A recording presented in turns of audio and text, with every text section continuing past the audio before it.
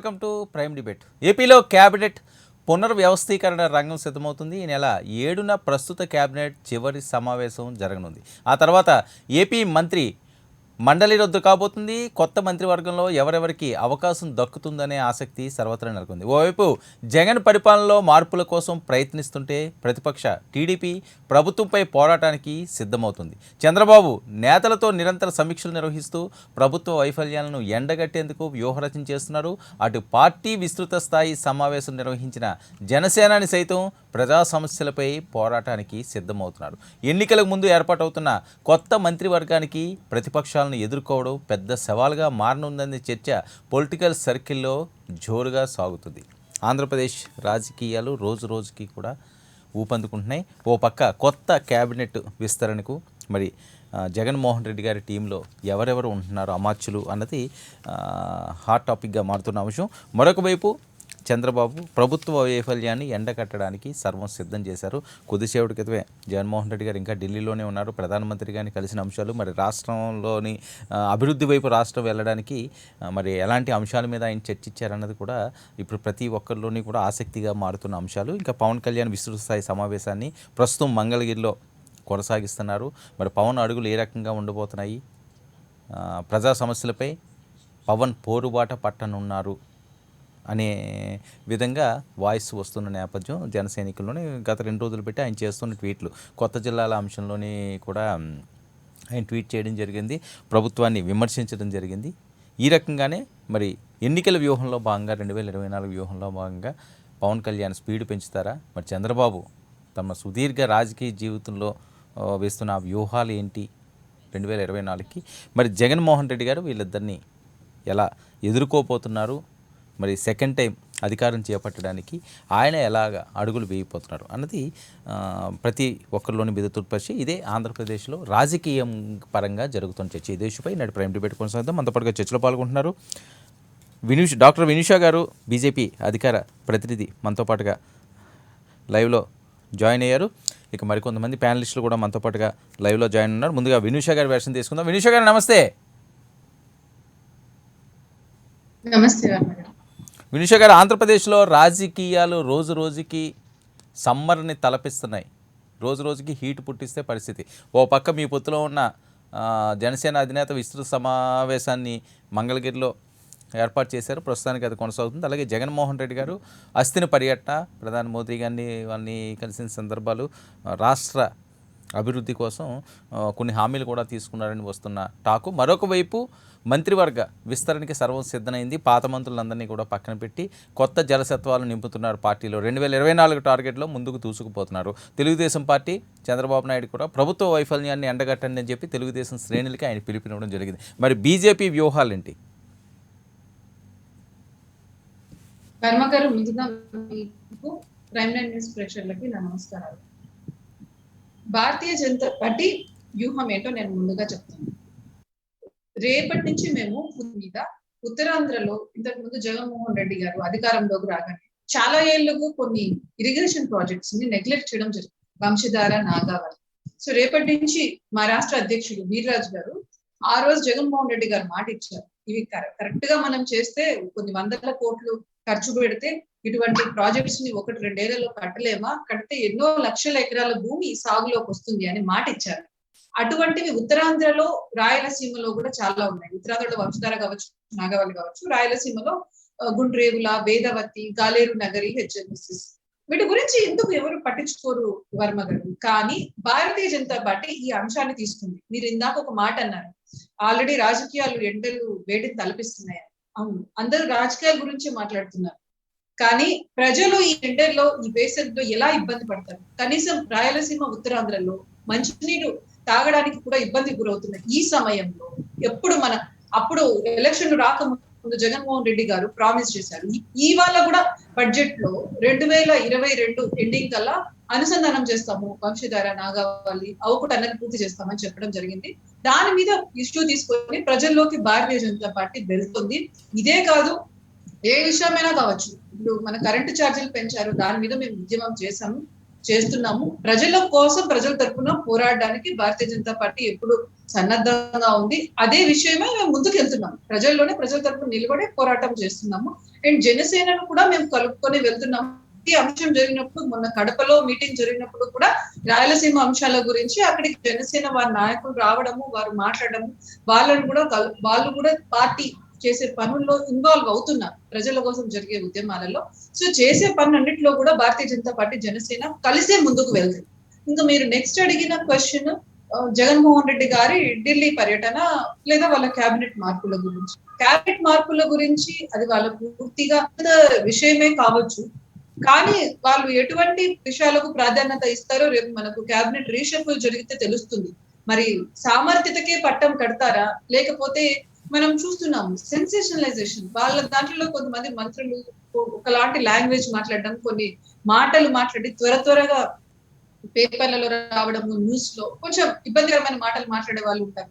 మరి ఎటువంటి విషయాలకు ప్రాధాన్యత ఇస్తారు జగన్మోహన్ రెడ్డి గారు అనేది వాళ్ళ పార్టీ యాటిట్యూడ్ ని రిఫ్లెక్ట్ అవుతుంది. ఎందుకంటే మా భారతీయ జనతా పార్టీని తీసుకోండి, నాగాలాండ్ లో మహిళా మోర్చా ప్రెసిడెంట్ గారికి ఇవ్వడం జరిగింది. ఆవిడ చాలా సింపుల్, అంటే ఆవిడ పని చేశారు, మా పార్టీలో పట్టం కడతారు భారతీయ జనతా పార్టీ. బట్ ఏ విషయాన్ని జగన్మోహన్ రెడ్డి గారు గుర్తిస్తారు అంటే ఏ పని చేస్తే వైఎస్ఆర్సీపీ పార్టీలో వాళ్లకు ప్రాతినిధ్యం ఉంటుంది అనేది మనం ఒక అంచనాకు రావచ్చు క్యాబినెట్ మార్పులని. బట్ నేను అగైన్ మళ్ళీ చెప్తున్నాను, అది వాళ్ళది పూర్తిగా వాళ్ళ అంతర్గత వ్యవహారం. అండ్ మీరు అడిగినది ఇంకొక పాయింట్, ఢిల్లీకి వెళ్ళారు జగన్మోహన్ రెడ్డి గారు అని మెన్షన్ చేయడం జరిగింది. ఇది నేనైతే మాత్రం ఒక ముఖ్యమంత్రి ఒక ప్రధానమంత్రిని కలవడానికి వెళ్ళారు. రాష్ట్రం గురించిన విషయాలు ఆయన చర్చించవచ్చు. వినిష గారు చెప్పండి. వినిష్ గారు మీదేదో కొద్దిగా ఫ్రీజ్ అవుతున్నట్టు, ఒక్కసారి మీరు కొద్దిగా సిగ్నల్లోకి రారా, నేను మళ్ళీ మీ దగ్గరకు వస్తాను. మాణిక్యాలరావు గారు నమస్తే అండి. టీడీపీ కూడా జాయిన్ అయ్యారు. మాణిక్యాలరావు గారు, ఏంటి సర్కారుపై అలుపెరగని పోరుకు చంద్రబాబు నాయుడు గారు పిలుపునివ్వడం? మీరు అలుపెరగని పోరే చేస్తున్నట్టున్నారు కదా స్టార్టింగ్ నుంచి, ఇప్పుడు కొత్తగా మళ్ళీ అలుపెరగని పోరు కోసం ఏముంది అని? నిరంతరం ఉద్యమాల్లోనే ఉన్నాము. ప్రజలకి సంబంధించి వారు పడుతున్నటువంటి అనేకమైనటువంటి కష్టాలు ఇబ్బందుల్లోనే వాళ్ళకి అండగా ఉండామని చెప్పడం కోసం మాట్లాడినటువంటి మాట.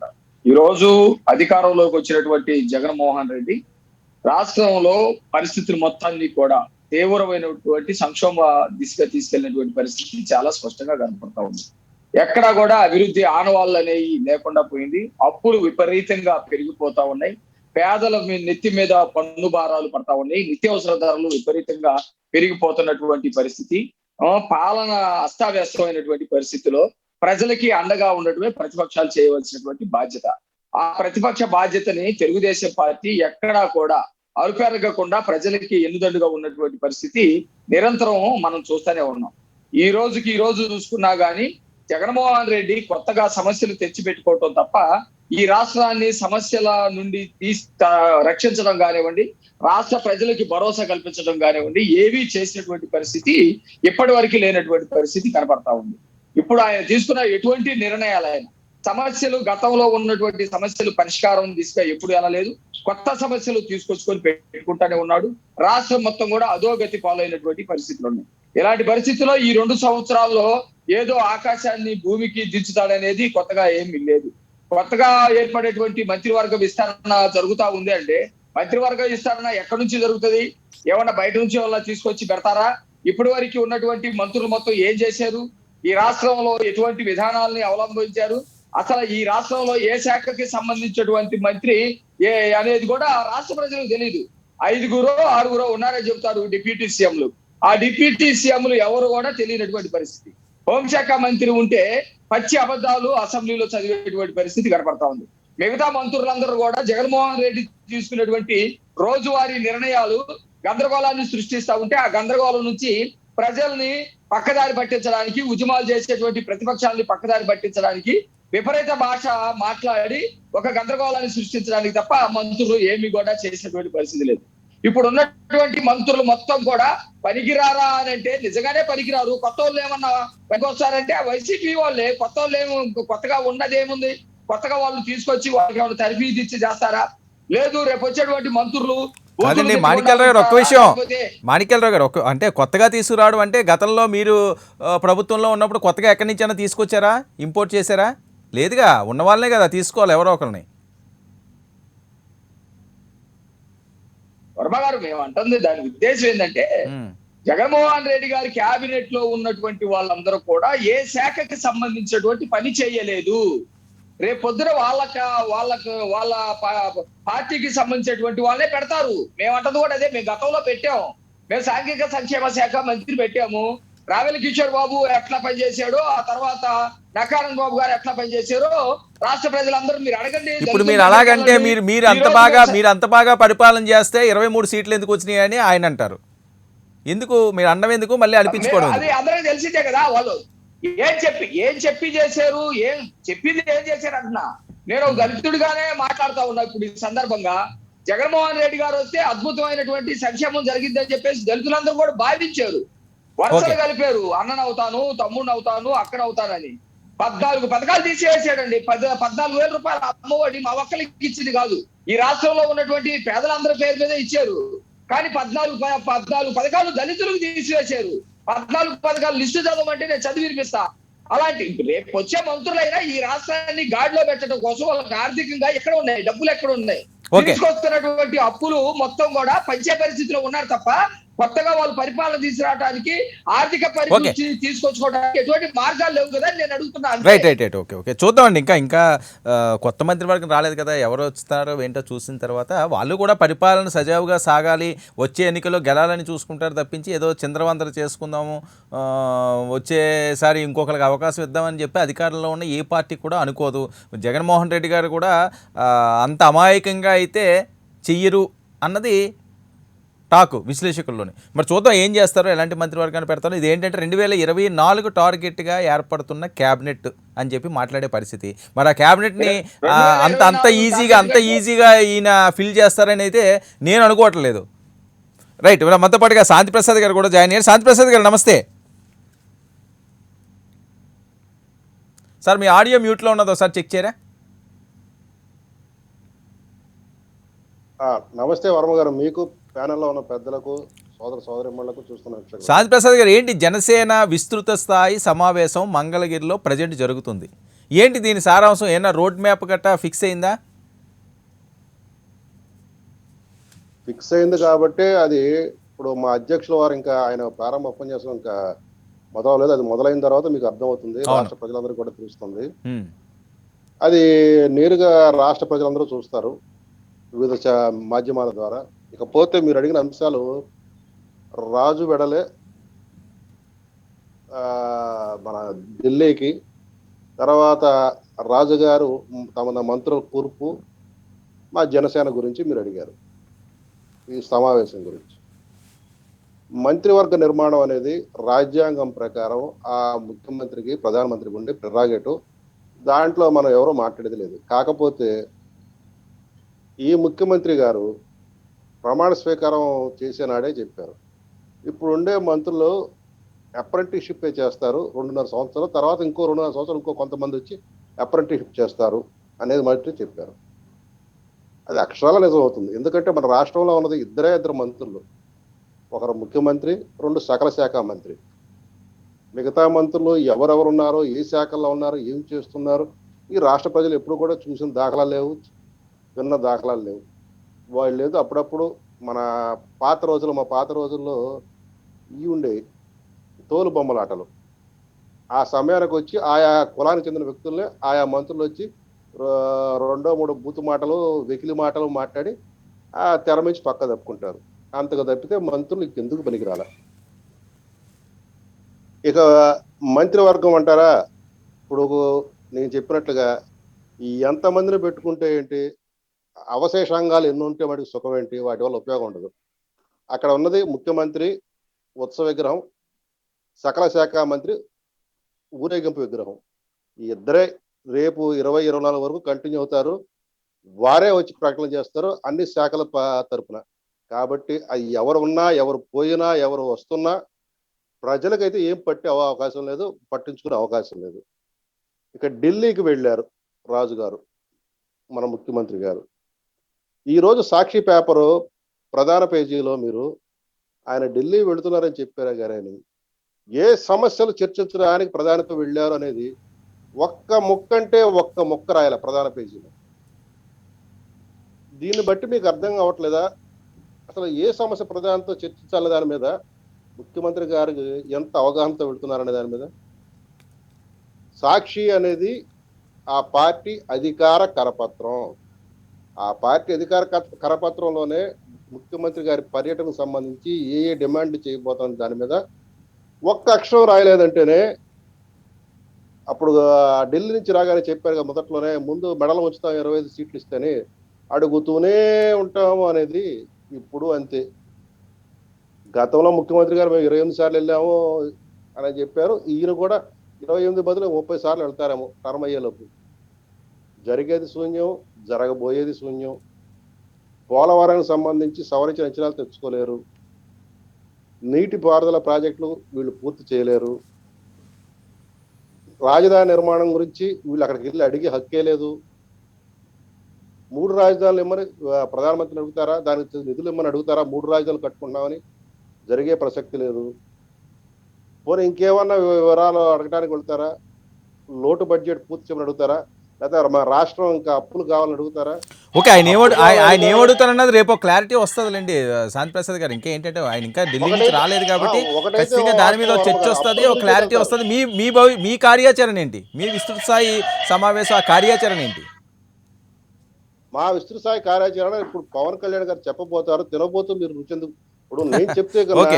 వారి నోటెంబట షూర్ అది కూడా ఒకవేళ డిబేట్ అయ్యే లోపుగా అది వస్తే ఆ స్పీచ్ కూడా అయితే తీసుకుందాం. ఒక విషయం అయితే కౌలు రైతులకు సంబంధించిన అంశాలే కానీ వృత్తివర్తుల యొక్క సమస్యల గురించి కానీ మత్స్యకార Okay. సమస్యలే కానీ ఇటువంటి వృత్తివంతుల సమస్యలు ఖచ్చితంగా అక్కడ చర్చించబడతాయి. రైట్, నిరుద్యోగులు పొందిన ఉపాధి ఉద్యోగ అవకాశాల గురించి వాటి గురించి చర్చించబడుతుంది. జిల్లాల అశాస్త్రీయ విభజన గురించి చర్చించబడుతుంది. ధరావరాల మీద చర్చ జరుగుతుంది. సామాన్య ప్రజలు ఏ రకంగా పన్నుల ద్వారా అధిక పన్నుల దీనివల్ల ఎట్లా కుదేలు అవుతున్న దాని మీద చర్చ జరుగుతుంది. పార్టీ ఇంకా గ్రామ స్థాయికి ఏ రకంగా తీసుకెళ్ళాలని మీద చర్చ జరుగుతుంది. ఈ ప్రజా సమస్యలన్నిటి మీద పార్టీ ఏ రకమైన పోరాటాలు ఇక్కడి నుంచి చెయ్యాలి అనుకుంటున్నామనే దాని మీద కూడా చర్చ జరుగుతుంది. రైట్, ఓకే, చూద్దామండి. రైట్, మనతో పాటుగా నాగార్జున యాదవ్ గారు కూడా జాయిన్ అయ్యారు, వైసీపీ అధికార ప్రతినిధి. నాగార్జున యాదవ్ గారు నమస్తే. నమస్తే అండి. ఏంటి అంతా సర్వం పిలుపులు ఇస్తున్నారు, సర్కారుని అడుగడుగున ఏకిపారాలి, ఏవేవి తప్పులు చేస్తున్నారో దాని మీద పూర్తిగా ప్రజాక్షేత్రంలోకి వెళ్ళి పోరాటాలు చేయాల్సిన అవసరం ఉందని చెప్పి ఒక పక్క చంద్రబాబు నాయుడు గారు పోరుబాటుకు పిలుపునిస్తున్నారు. అలాగే పవన్ కళ్యాణ్ గారు విస్తృత సమావేశంలో ఇప్పుడే శాంతి ప్రసాద్ గారు చెప్పారు ఏ అంశాల మీద అన్నది. కొత్త జిల్లాల అంశం అనివ్వండి, నిరుద్యోగుల అంశం అనివ్వండి, రాష్ట్ర అభివృద్ధి అంశం అనివ్వండి, అన్ని అంశాల మీద విడతల వారీగా పోరుబాటకి సంబరం సిద్ధమవుతున్న నేపథ్యం. ఇక మీ పాలనలో ఇంకా పూర్తిగా అస్తవ్యస్తం అయిపోయింది. గత మంత్రులు ఏమీ చేయలేదు, కొత్తగా మంత్రివర్గం వచ్చినా ఏమీ చేయలేని పరిస్థితి, రాష్ట్రం అంతా కూడా చాలా ఇబ్బందికర పరిస్థితిలో ఉంది అన్నది వాళ్ళ మాటల్లోని సారాంశం.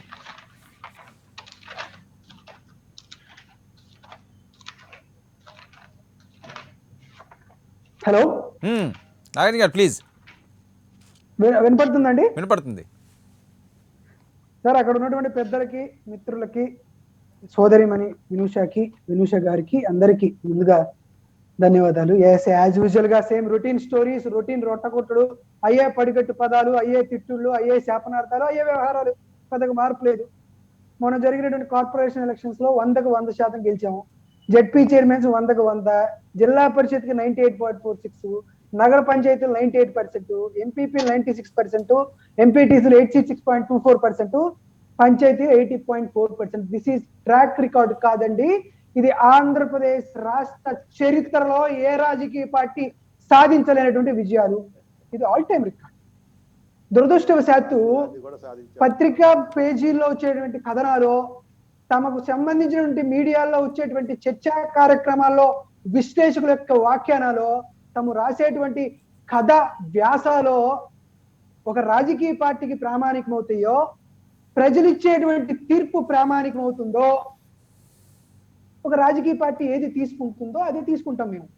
కాబట్టి ఎల్లో మీడియా రాసేటువంటి వ్యాఖ్యలు, వాళ్ళు పెట్టేటువంటి చర్చలు, వాళ్ళు మాట్లాడేటువంటి తాత్కాలిక సర్దుబాటులో ఉండేటువంటి మనుషులు చేసేటువంటి మాటల్ని వైఎస్ఆర్ కాంగ్రెస్ పార్టీ కానీ వైఎస్ఆర్ కాంగ్రెస్ పార్టీ కార్యకర్తలు కానీ కన్సిడర్ చేసేటువంటి పరిస్థితులు ఉండవు. సరే, అక్కడ పెద్దలు చాలా మంది కూడా ఏయో కొన్ని ఏయో చెప్పారు, సామెతలు అయ్యేయో చెప్పారు. కాబట్టి తరిగిపోతున్నటువంటి పిట్టల దొర సంస్కృతిని, వెలిగి ఆరిపోతున్నటువంటి పిట్టల దొర సంస్కృతిని తిరిగి తమ 2 చేతులతో పట్టుకొని వెలిగిస్తున్నటువంటి పవన్ కళ్యాణ్ గారికి, చంద్రబాబు నాయుడు గారికి ముందుగా నా నమస్కారాలు. మేమేం చెప్తున్నాం అంటే సార్, సేమ్ 2 కుట్రలు, ఏ కుట్రలు, ఏ వ్యవహారాలు. మేము అద్భుతంగా పరిపాలన చేశాం, తెలుగుదేశం పార్టీ అండి.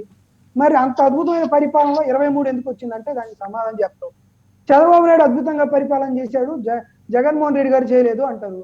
ఈ కౌలు రైతులు వీరు చనిపోవడం, కౌలు రైతులకి జనసేన పార్టీ వాళ్ళు తమ సొంత నిధుల నుండి డబ్బులు ఇవ్వడం నిజంగా ఆహ్వానించదగ్గటువంటి పరిణామమే. వీఆర్ యాక్సెప్టెడ్ కాదు. 1 లక్ష కాదు, 4 లక్షల రూపాయలు ఇచ్చిన కౌలు రైతులకు సంబంధించినటువంటి దాంట్లో ఎటువంటి అభ్యంతరాలు, వేరే భేషజాలు లేవు. ఎందుకంటే ఆంధ్రప్రదేశ్ రాష్ట్ర ప్రభుత్వం ఒక 8 లక్షల రూపాయలు వస్తుంది. కౌలు రైతుల ఆత్మహత్యలు ఇప్పుడే జరిగాయా? తను ప్రజారాజ్యం పార్టీ, యువరాజ్యం పార్టీ అధ్యక్షులుగా ఉన్నప్పుడు జరగలేదా? తమ పార్టీ కాంగ్రెస్ పార్టీలోకి విలీనమైనప్పుడు జరగలేదా? తరువాత పార్టీ పెట్టి బేషరతుగా బ్యాంక్ చెక్తో తెలుగుదేశం పార్టీకి, భారతీయ జనతా పార్టీకి తమ పార్టీ కార్యకర్తల్ని అమ్మినప్పుడు జరగలేదా? తిరిగి 2019 ఎన్నికల్లో వచ్చినప్పుడు జరగలేదా? ఇప్పుడు ఎందుకు జరిగాయి, ఎందుకు మనం ముందుకు పెడుతున్నాం అనేది వారి యొక్క సంస్కారానికి వాటికి వదిలేస్తున్నాం. మరొకటి, ఢిల్లీ నుంచి ఏమైనా వచ్చినాయని సాక్షి అధికార పత్రిక అని అడగదు పెద్దలు చెప్తున్నారు. ముమ్మాటికి కూడా వైఎస్ఆర్ అనేటువంటి 3 పదాల ఎజెండానే సాక్షి దినపత్రిక కానీ వైఎస్ఆర్ కాంగ్రెస్ పార్టీకి కానీ ప్రామాణికం. ఒక పత్రికా స్వేచ్ఛ విలువలుగా తన పని ఎలా చేసుకుంటుందో ఒక రాజకీయ పార్టీగా మేము అది చేసుకుంటున్నాం. తప్పేం లేదు కదా, మేము ధైర్యంగా ఉంటున్నాం కదా. తమరి ఎల్లో మీడియా ఏమన్నా చంద్రబాబు నాయుడు బొమ్మ వేసుకొని వచ్చినా, నారా లోకేష్ బొమ్మ వేసుకొచ్చినా, ఆ పిడికిల గుర్తు కండవా వేసుకునేటువంటి మీడియా పవన్ కళ్యాణ్ గారి ఫోటో వేసుకొని వచ్చిన అభ్యంతరంలే. సాక్షి పత్రిక మీద చాలా పెద్ద అక్షరాలతో మా రాజశేఖర రెడ్డి గారి బొమ్మ వేసుకొని ఉంటాం. నచ్చిన వాళ్ళే చూస్తారు, ఆహ్వానిస్తారు, ఆస్వాదిస్తారు, స్వాగతిస్తారు. ఈ కండవలు వేసుకొని, పిడికిల గుర్తులు పట్టుకొని 2 ఏళ్ళు తిప్పుకునేటువంటి వాళ్ళ బొమ్మలు వేసుకొని వస్తే కూడా మాకేం అభ్యంతరం లేదు కదా. It's better. ఈరోజు నాకు అర్థం కావట్లేదు సార్, నరేంద్ర మోడీ గారు ప్రధానమంత్రిగా అవ్వకూడదు, వారికి సంబంధించినటువంటి 25 ఎంపీలని ఓడిస్తూ మేము అభ్యర్థులను పెట్టాము. ఒక రాష్ట్ర ముఖ్యమంత్రి వెళ్ళి ప్రధానమంత్రి గారిని కలిస్తే అవాకులు చవాకులు పిలుస్తారేంటి? మేమేమన్నా వారితో భాగస్వామి పక్షులమా?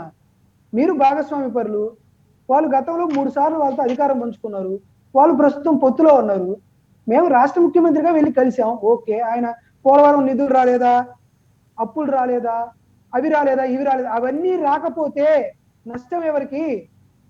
ఒక రాష్ట్ర ముఖ్యమంత్రి వెళ్ళి అడిగి అవి రాకపోతే నష్టం ఎవరికి? జగన్మోహన్ రెడ్డి గారికి కాదు నష్టం, రాష్ట్ర ప్రజలకు నష్టం కదా. ఈ రోజు రాష్ట్ర ముఖ్యమంత్రిగా జగన్మోహన్ రెడ్డి ఉన్నాడు. 20 ఏళ్ల తర్వాత ఎవరో ఒకరు ఉంటారు. కేంద్రం నుంచి రాష్ట్రానికి ఏదైనా రాకపోతే నష్టం ఎవరికి? ఆయా 20 ఏళ్ల తర్వాత వచ్చే ముఖ్యమంత్రికో ప్రస్తుత ముఖ్యమంత్రికో కాదు కదా. అంటే ఏంటి నాగార్జున యాదవ్ గారు 20 ఏళ్ల వరకు కూడా జగన్మోహన్ రెడ్డి గారైనా ముఖ్యమంత్రి? ఇది మా కాన్ఫిడెన్స్ అండి. Okay. మా కాన్ఫిడెన్స్ కూడా మేము చెప్పుకోకపోతే ఎట్లా? Yes, we're clearly on that. వాళ్ళు ఏదో చెప్తా ఉన్నారు, ఆయన ఏదో చెప్తున్నారు కాబట్టి అడుగులు మడుగులు అతను ఆయన చెప్పడం, ఈయన మడుగులు అతను. It's very crystal. ఏముందో ఒకటైన పాయింట్ మాట్లాడుతున్నారా? యాజ్ యూజువల్ గా తిట్టడం ఏముంటుంది చెప్పండి? జగన్మోహన్ రెడ్డి గారు వెళ్తే కేసుల కోసం రాజీ అంటారు. జగన్మోహన్ రెడ్డి గారి మీద ఉన్న కేసులు దర్యాప్తు సంస్థలు తమ నివేదికలు ఇచ్చారు, ఛార్జ్ షీట్ తీశారు, కోర్టు ట్రయల్ జరుగుతుంది, కోర్టు న్యాయమూర్తి తీర్పు ఇచ్చేటువంటి పరిస్థితి ఉంది. దాని మీద తొందరగా తీర్పు ఇవ్వండి మేము స్క్వాష్ పిటిషన్ వేసినటువంటి పరిస్థితి ఉంది ముఖ్యమంత్రి గారు.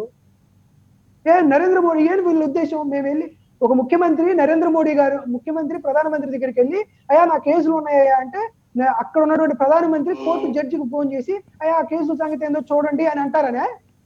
ఇది ప్రధానమంత్రి గారిని అవమానించినట్ట, ముఖ్యమంత్రి గారిని ఎవరిని అవమానించినట్లా?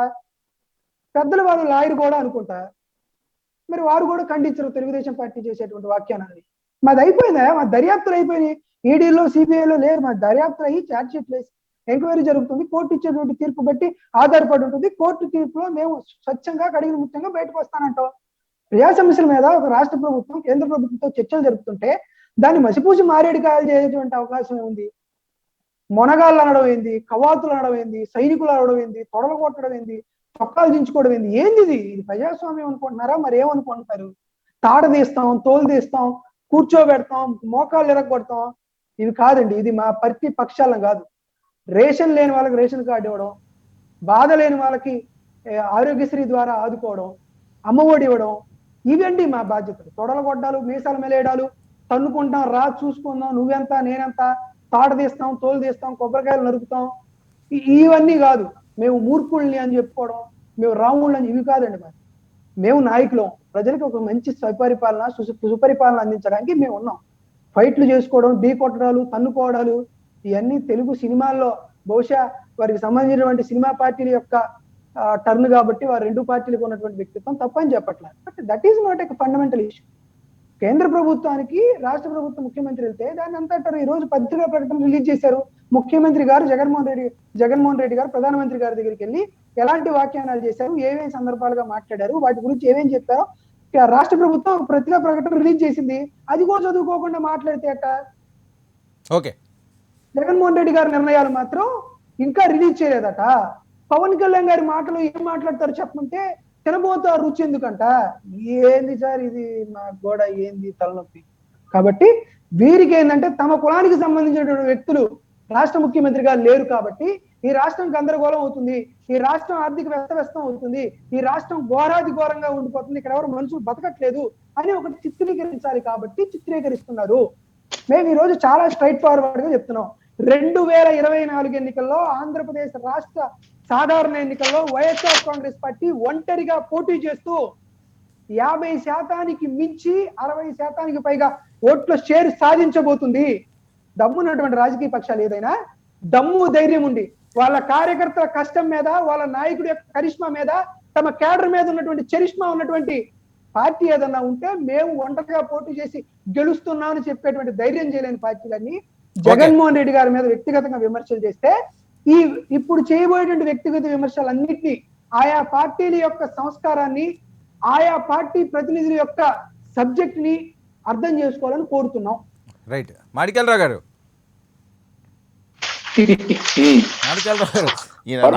నాగార్జున యాదవ్ బహిరంగ సవాలు కూడా విసురుతున్నారు. 20 ఏళ్ల పాటు చాలా కాన్ఫిడెంట్ గా చెప్తున్నారు మాకైతే తిరుగులేదు అని, తర్వాత ఏమన్నా ఉంటే అప్పుడు చూసుకుందామని.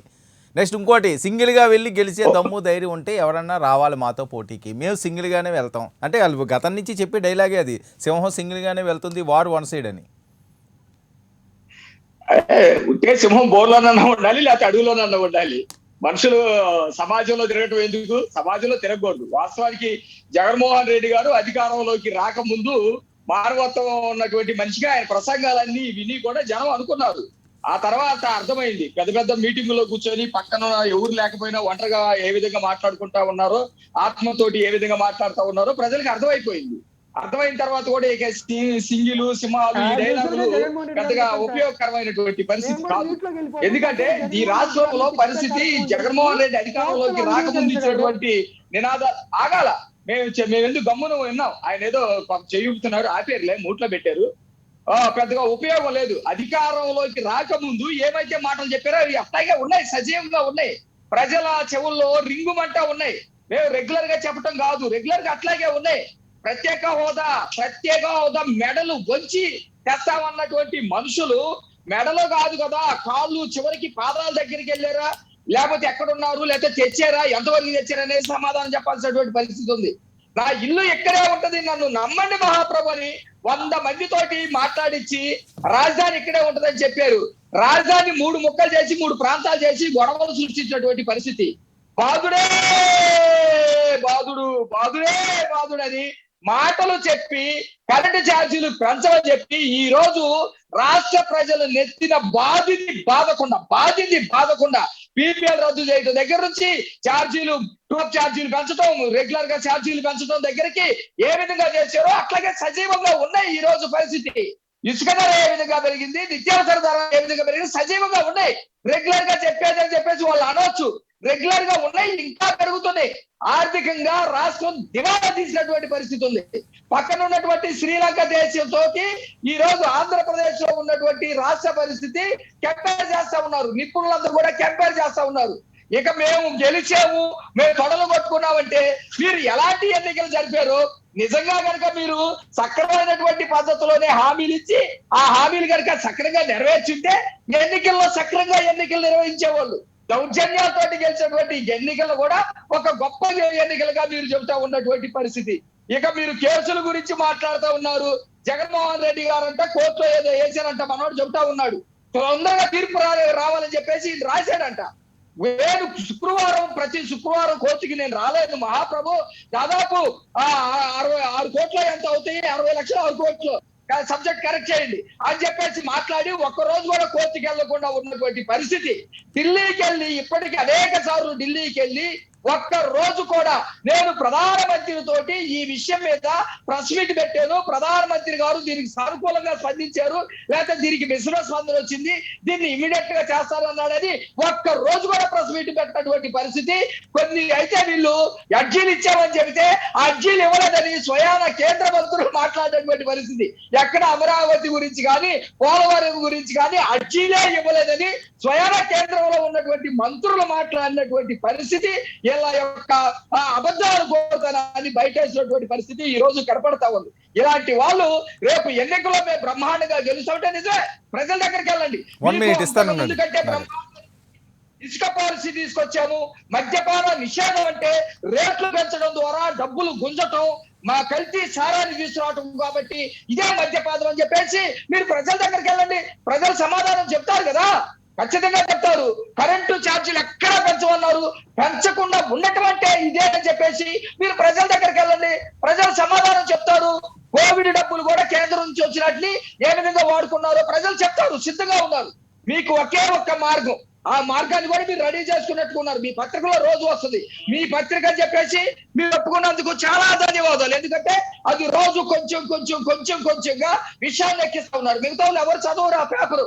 ఖచ్చితంగా వైసీపీ నాయకులు మాత్రమే విషయాన్ని ఎక్కించుకొని నిలువెల్ల విషయంగా తయారైనటువంటి పరిస్థితి కనపడతా ఉంది. భయభ్రాంతులకి గురి చేసి ఎన్నికల్లోకి వెళ్ళటం తప్ప మేము ఈ పని చేస్తామని మీరు చెప్పలేనటువంటి పరిస్థితి. సంక్షేమం కూడా మీరు ఎక్కడ ఇచ్చలేదు. మాణిక్యాలరావు గారు, ఓకే, ఏ పేపర్ ఎవరు చదువుతారో, ఏ టీవీ ఎవరు చూస్తారన్నది అది ప్రజలు నిర్ణయించుకుంటారు. వాళ్ళు డబ్బులు ఇచ్చి కొనుక్కుంది కాబట్టి అది ఇప్పుడు ఎందుకులేండి, ఆ సందర్భం కాదు. కానీ ప్లీజ్, ఆయన మాట్లాడారు కదా, ఆయన చెప్తాడు ఎవరి డబ్బులు అవి. గతంలో రాజశేఖర రెడ్డి గారు ముఖ్యమంత్రిగా ఉన్నప్పుడు డబ్బేసినటువంటి డబ్బులతో పెట్టుకున్నటువంటి పత్రిక కాదా? మా పత్రికలు గాయరాట్లు మేము ఎట్టంటాం. సమాజంలో ఈ రోజు ఒక అంశం వచ్చినప్పుడు ప్రైమ్ లైన్ టీవీ కొన్ని విషయాలు వ్యతిరేకించింది, వినండి, కొన్ని విషయాలు వ్యతిరేకించింది, కొన్ని విషయాలు సపోర్ట్ చేసింది. ప్రైమ్ ఎన్నుకున్నటువంటి పరిస్థితి అది. అట్లాగే ఈ రాష్ట్రంలో ఏ పత్రిక అయినా కొన్నింటిని వ్యతిరేకిస్తుంది, కొన్నింటికి అనుకూలంగా ఉంటుంది. కానీ మీకులాగా ప్రచారం చేసుకుంటా, విషయాన్ని చంపుకుంటా, తప్పుడు పద్ధతిలో రాసుకుంటా, వేల కోట్ల రూపాయలు ప్రజల యొక్క ధనాన్ని మీ మొత్తం మళ్లించుకునేటువంటి పరిస్థితులు ఎవరు లేరు కదా, ఏ పత్రికలు లేవు కదా. మీరు నిస్సిగ్గుగా మాట్లాడుతూ ఉంటే ఏమాత్రం సిగ్గుపడకుండా. మాణిక్యాలరావు గారు జస్ట్ హోల్డ్, మళ్ళీ మీకే ఇస్తాను ఉండండి. ఆయన ఏదో అబ్జెక్షన్ ఉన్నదట, ఆయన వర్షదేవ్. నాగార్జున గారు ప్లీజ్. యాజ్ యూజువల్ గా ఏమి లేదండి, జగన్మోహన్ రెడ్డి గారి మీద వ్యక్తిగతంగా విమర్శలు చేయడానికి అంతం పూర్తి. మీరు కూడా హాయిగా చెప్తే నవ్వుతా ఉన్నారు, ఆయన హాయిగా నవ్వుతున్నాడు. యాజ్ యూజువల్ తిట్టడం ఇదే. మేము 2009 సెప్టెంబర్ 2 నుంచి చెప్తానే ఉన్నారు, తిడతానే ఉన్నారు, మమ్మల్ని ఆశీర్వదిస్తానే ఉన్నారు. థ్యాంక్ యూ సో మచ్ అండి. యాజ్ యూజువల్ గా తిడుతున్నందుకు సంతోషం. ఆయన చెప్తానండి, ఇంకా చెప్తానండి. హోదా ఇస్తానండి 1 minute. యాజ్ యూజువల్, ఎవరికి ఇచ్చినా పర్లేదు సార్, మేము మ్యూట్ లోకి వెళ్ళిపోతాం. జగన్మోహన్ రెడ్డి గారిని తిట్టడమే కదా వాళ్ళకి కావాల్సింది. ఏమి సాంకేతిక అంశాలు ఏముండవు, సబ్జెక్ట్ ఏం చెప్పరు. జగన్మోహన్ తిట్టి కూడా పర్లేదు, అరవకండి సార్. తిట్టారు కదా, అయిపోయింది కదా. జగన్మోహన్ రెడ్డి గారు వ్యక్తిగతంగా తిట్టారు కదా, అయిపోయింది కదా. కాకండి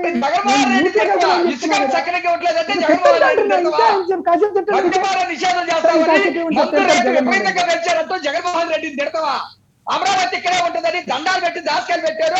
చెప్తాను రా బాబు, అది కూడా చెప్తా అంటున్నాను.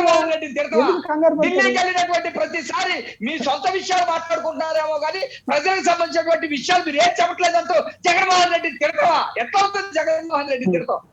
ఓకే, ఇప్పుడు యాక్చువల్ గా వాడు సరే, ఇక వాళ్ళు తిట్టారు, మనం కూడా తిట్టండి. As usual thanks Jaganmohan Reddy గారు బాగా తిట్టారు, కానీ బాగానే మార్కులు పడతాయి పా మీకు నాలెడ్జ్ సెంటర్ లో. కానీ హోదా ఇష్యూ అంటాం.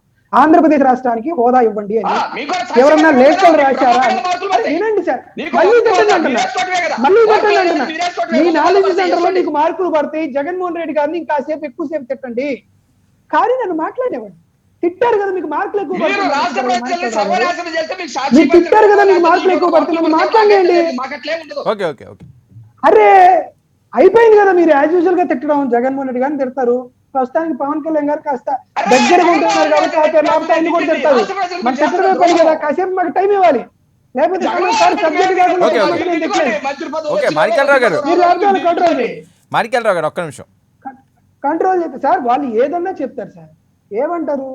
ఇదే పవన్ కళ్యాణ్ గారిని వాళ్ళు నెత్తిన పెట్టుకుంటారు. లేని పక్షంలో పవన్ కళ్యాణ్ నిజంగా హీరో అనుకుంటున్నాడా, నా యాగి చేస్తానంటే వాళ్ళ పత్రికల్లోనూ ఎడిటోరియల్ రాస్తారు, ఏదైనా చేస్తారు. వాళ్ళతో బాగుంటుంది చెప్తున్నాను కదా సార్, 12 ఏళ్ళ నుంచి తింటానే ఉన్నారు. మాకేం నొస్తుంది ఎందుకు? కాసేపు ఆపండి, మేము సబ్జెక్ట్ చెప్తాం. ప్రత్యేక హోదా ఇష్యూలో ఎవరైనా లేఖ రాశారా అని ఒకరు ఇన్ఫర్మేషన్ యాక్ట్ కింద పెడితే, ఈ రాష్ట్రంలో జగన్మోహన్ రెడ్డి గారు తప్పితే కనీసం చంద్రబాబు నాయుడు గారు ఈ తర్వాత ప్రత్యేక హోదా మీద ఒక లెటర్ కూడా రాయలా కేంద్ర ప్రభుత్వానికి. ఇది కేంద్ర మంత్రి సమాచార హక్కు చట్టం కదా ఇచ్చినటువంటి లేఖ. నిజమే, మేము మెడలు వంచి ఆంధ్రప్రదేశ్ రాష్ట్రానికి ప్రత్యేక హోదా తీసుకొస్తామన్నది ఎంత నిజమో, ఎన్నికలు గెలిచిన తర్వాత వాళ్ళకు ఉన్నటువంటి రాజకీయ బలంతో మనం అడిగే పరిస్థితుల్లోనే ఉన్నాం కానీ, పోరాడే పరిస్థితుల్లోనే ఉన్నాం కానీ, ఓకే డిమాండ్ చేసేటువంటి పరిస్థితుల్లో లేవని చెప్పిన మాట కూడా వాస్తవం. ఎస్, అయినా కూడా మేము ఇచ్చినటువంటి ఎన్నికల మేనిఫెస్టో ప్రకారం మేము జనాల్లోకి వెళ్ళి మేము ప్రత్యేక హోదా తీసుకురాలేకపోవడం వల్ల గల కారణాలను మేము చెప్పి, మమ్మల్ని నమ్మితే మాకు ఓటేయండి అంటాం, లేకపోతే మాకు ఓటేరు. క్లియర్ గా ఉన్నాం కదా మేము. ఓకే మేమేమి హోదా అవసరంలా, హోదా అక్కర్లా, హోదా తప్పలేదు. ఇంకా నాగండి సార్, తిడతా కూడా ఏ 2 మాటలు ఉన్నారు కదా, అదన్నా చెప్పండి. మరొకటి రాజధానికి సంబంధించి ఇప్పుడు కూడా మేమేమనట్లేదు కదా, రాజధాని అమరావతి కూడా రాజధాని, ఇక్కడే మా ఇల్లు ఉంది, రాజధాని అమరావతి కూడా అని చెప్పాం కదా. మేమేమంటున్నాం? తప్పేమని అంటున్నావా? క్లియర్, బాధుడే బాధుడు అంటున్నారు. నిజంగా నాకు ఒకటి ఆశ్చర్యం అవుతుంది సార్, మాలాగా అక్కడ శాంతప్రసాద్ గారు ఉన్నారు కాబట్టి వారికి కొంత అవగాహన ఉంటుంది. వీళ్ళు ఏదన్నా కాదు సార్, వీళ్ళు ఏమన్నా పెంచాలనుకుంటే ముందు వాళ్ళ పత్రికలో ఒక లీక్, చంద్రబాబు నాయుడు ఆగ్రహం పెంచడానికి వీల్లేదంటారు. ఇట్లాంటివి చెయ్యం. రైట్ రైట్ నాగార్జున యాదవ్ గారు ఒక్క నిమిషం అండి. కరెంటు ఛార్జీలు సార్ అది చెప్పలేదు సార్, ఏం బూతులు తిట్టమంటారని చెప్పండి. ప్లీజ్ ప్లీజ్ ప్లీజ్ 1 minute ఇస్తాను, నేను ఇస్తాను 1 minute. మంగళగిరిలో పవన్ కళ్యాణ్ గారు విస్తృత సమావేశంలో మాట్లాడతారు. 1 minute లైవ్ తీసుకుని మీ దగ్గరికి వస్తాను. పీసీఆర్ ప్లీజ్ లే. అలా అజ్ఞాతంగా గుప్తదానం చేసిన పెద్దలందరికీ మనస్ఫూర్తిగా నా కృతజ్ఞత. అలాగే చిన్న పెద్ద స్థాయిలో, అన్ని స్థాయిల్లో ఏదో ఒక రకంగా తమ వంతు కృషి చేసి అండగా నిలబడ్డ దాతలందరికీ మనస్ఫూర్తిగా నా ప్రత్యేక కృతజ్ఞత.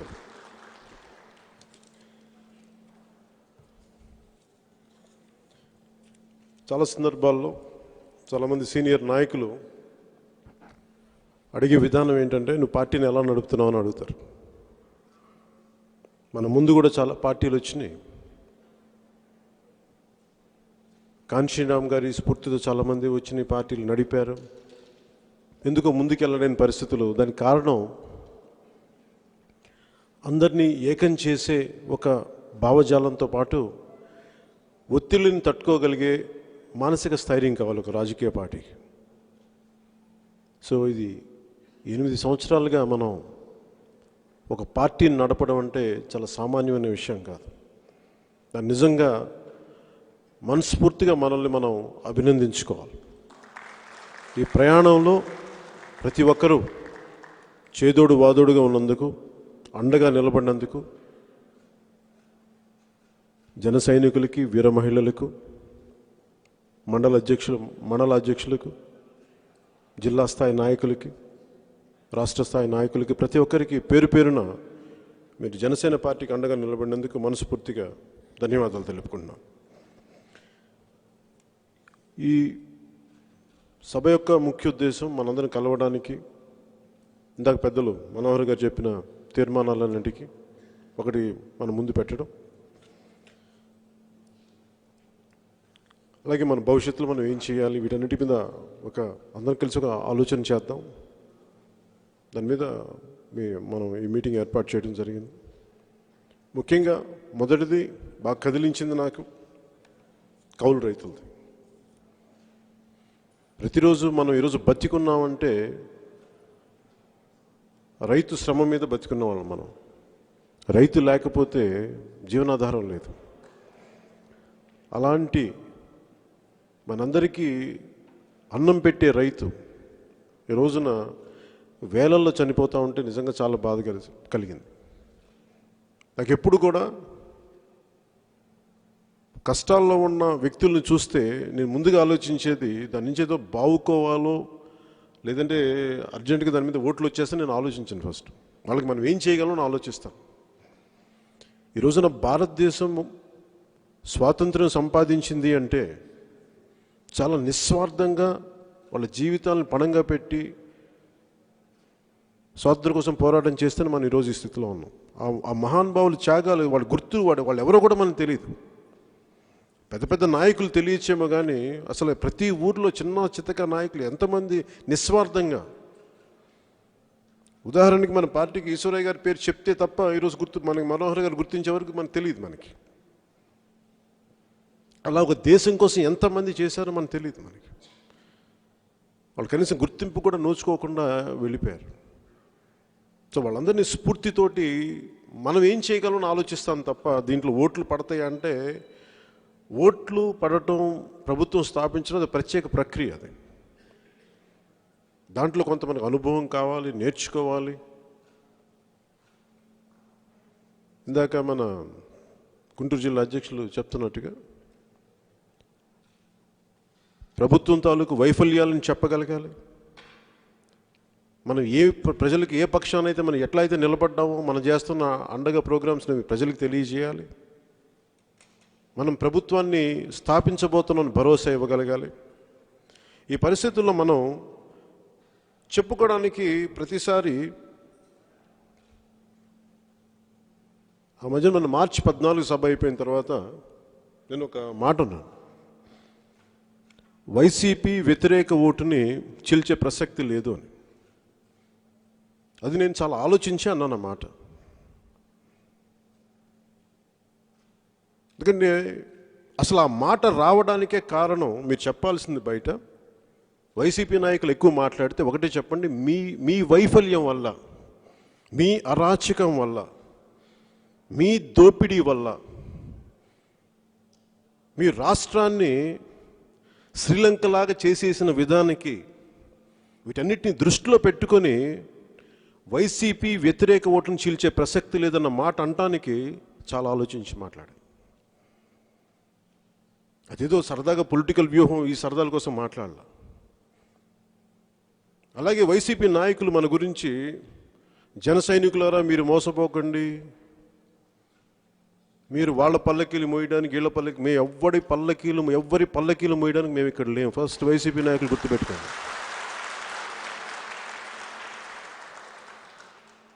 ఎవరి పల్లకీలు మోయడానికి లేము. మేము ప్రజల్ని పల్లకి ఎక్కించడానికి మేము ఉన్నాం తప్ప వేరే వాళ్ళ పల్లకీలు మోయడానికి మేము ఇక్కడ లేము. అది మీరు గుర్తుపెట్టుకోండి. అలాగే మీరు మా జన సైనికుల మీద ప్రేమ కార్చాల్సిన అవసరం లేదమ్మా, చాలా సంతోషం. మీరు అంత ప్రేమ కార్చాల్సిన అవసరం లేదు. మా జన సైనికులు నేనేంటో బాగా తెలుసు, మీరు చెప్పక్కర్లా. మీరు చాలా కష్టపడిపోయి ఇబ్బంది పడిపోయి జన సైనికులు అంత ప్రేమ ఎందుకు వచ్చిందమ్మా మీకు అందరూ మా వాళ్ళ మీద? అలాంటి కేసులు ఎందుకు పెట్టారు మా వాళ్ళకి అంత ప్రేమ అంటే?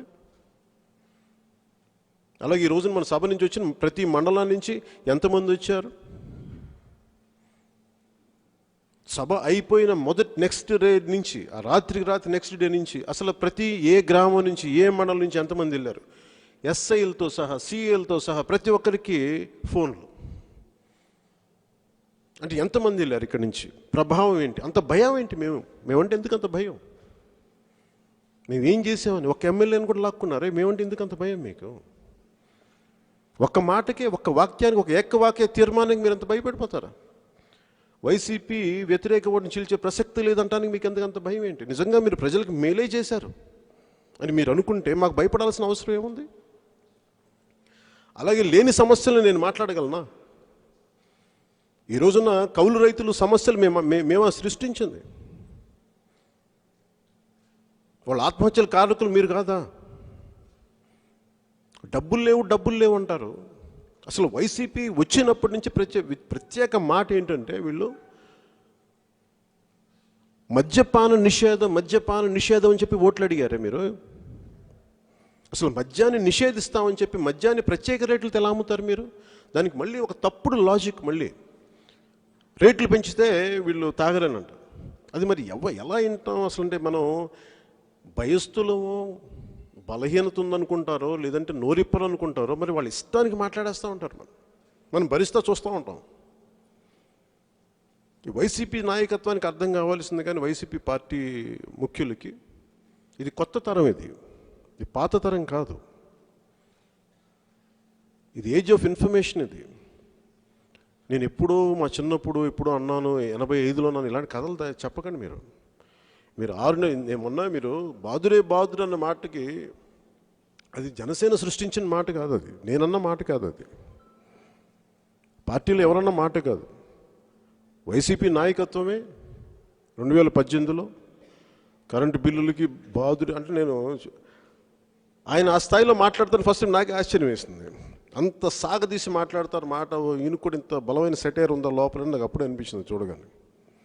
అంటే బాదురే బాదురు అంటే ఇంత వేదన ఉంది పాపం ప్రజల మీద, ఇంత కోపం ఉంది, ఇంత తపన ఉంది. మరి మీరు వచ్చినప్పుడు రేట్లు తగ్గించాలి కదా. చెత్త పన్ను పెంచారు, వేలాది కౌలు రైతులని చచ్చిపోయే పరిస్థితులు తీసుకొచ్చారు, రైతులకి గిట్టుబాటు ధర ఇవ్వరు. స్టూడెంట్లకి ఉదాహరణకి విదేశాలకు వెళ్ళడానికి ఎస్సీ ఎస్టీ విద్యార్థులకి అంబేద్కర్ స్కాలర్షిప్స్ లాంటి 10-15 లక్షలు వాళ్ళు విదేశాలకు వెళ్ళి చదువుకునే ఫెసిలిటీ ఉంది, అది కూడా తీసేశారు. ఎవరికి ఏది అండగాలేదు, ఏదో వాళ్ళు అనుకున్న ప్రోగ్రామ్స్ డబ్బులు 100 మంది దగ్గర ట్యాక్సుల రూపంలో డబ్బులు కలెక్ట్ చేసి మీరు అనుకున్న 30 మందికో 40 మందికి ఇస్తే మిగతా 60 మంది 65 మంది ఏం వాళ్ళే, 70 మంది ఏం వాళ్ళు కామ్గా ఉంటారు, వాళ్ళకి బాధలు ఉండవా వాళ్ళకి? ఈ సందర్భంలో కౌలు రైతుల గురించి మీకు కొన్ని పేర్లు చదివి వినిపిస్తాను. ఒక్క కర్నూలు జిల్లాలోనే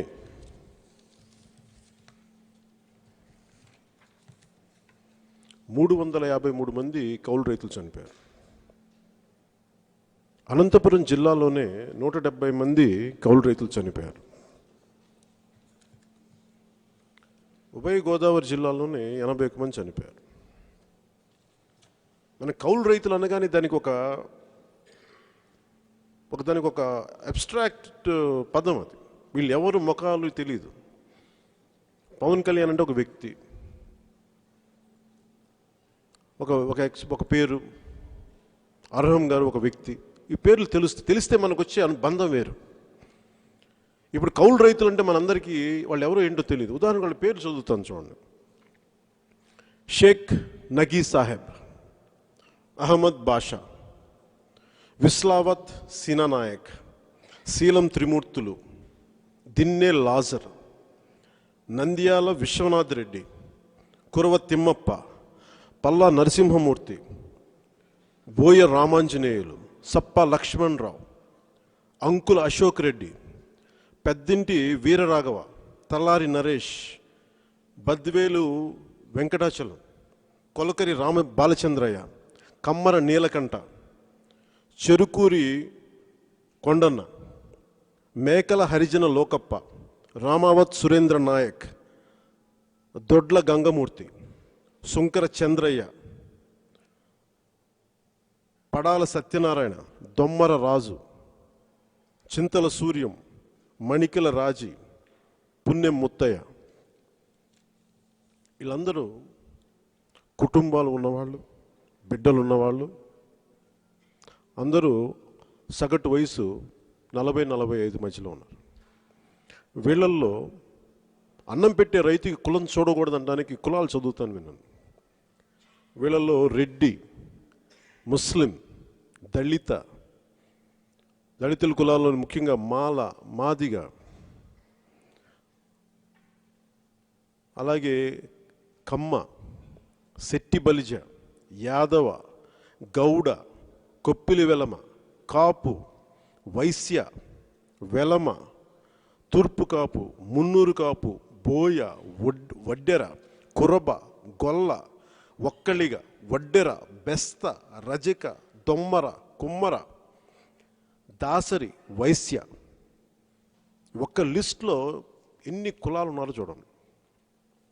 వీళ్ళకి మన కులాలు అన్నం పెట్టే రైతు కులం చూస్తామా? వైసీపీ అన్నం పెట్టే రైతు కులం చూస్తుంది. చాలా బాధ కలిగించే అంశం. మీకు కన్వీనియంట్గా కూర్చోబెట్టి కొద్దిమందికి ఇచ్చేసి కొద్దిమంది ఇవ్వకపోతే ఆ బాధ కలిగి, రైతుకి కులం లేదు, అలాంటి రైతుకి అండగా నిలబడాలి. ఎంత డబ్బు ఉంటాయో నాకు తెలియదు. నేను ఎందుకు నమ్ముతానంటే, చాలామంది భయపడ్డారు నేను చెప్తే. ఇన్ని వేల మంది ఉంటారు, ఎలా ఇస్తామని.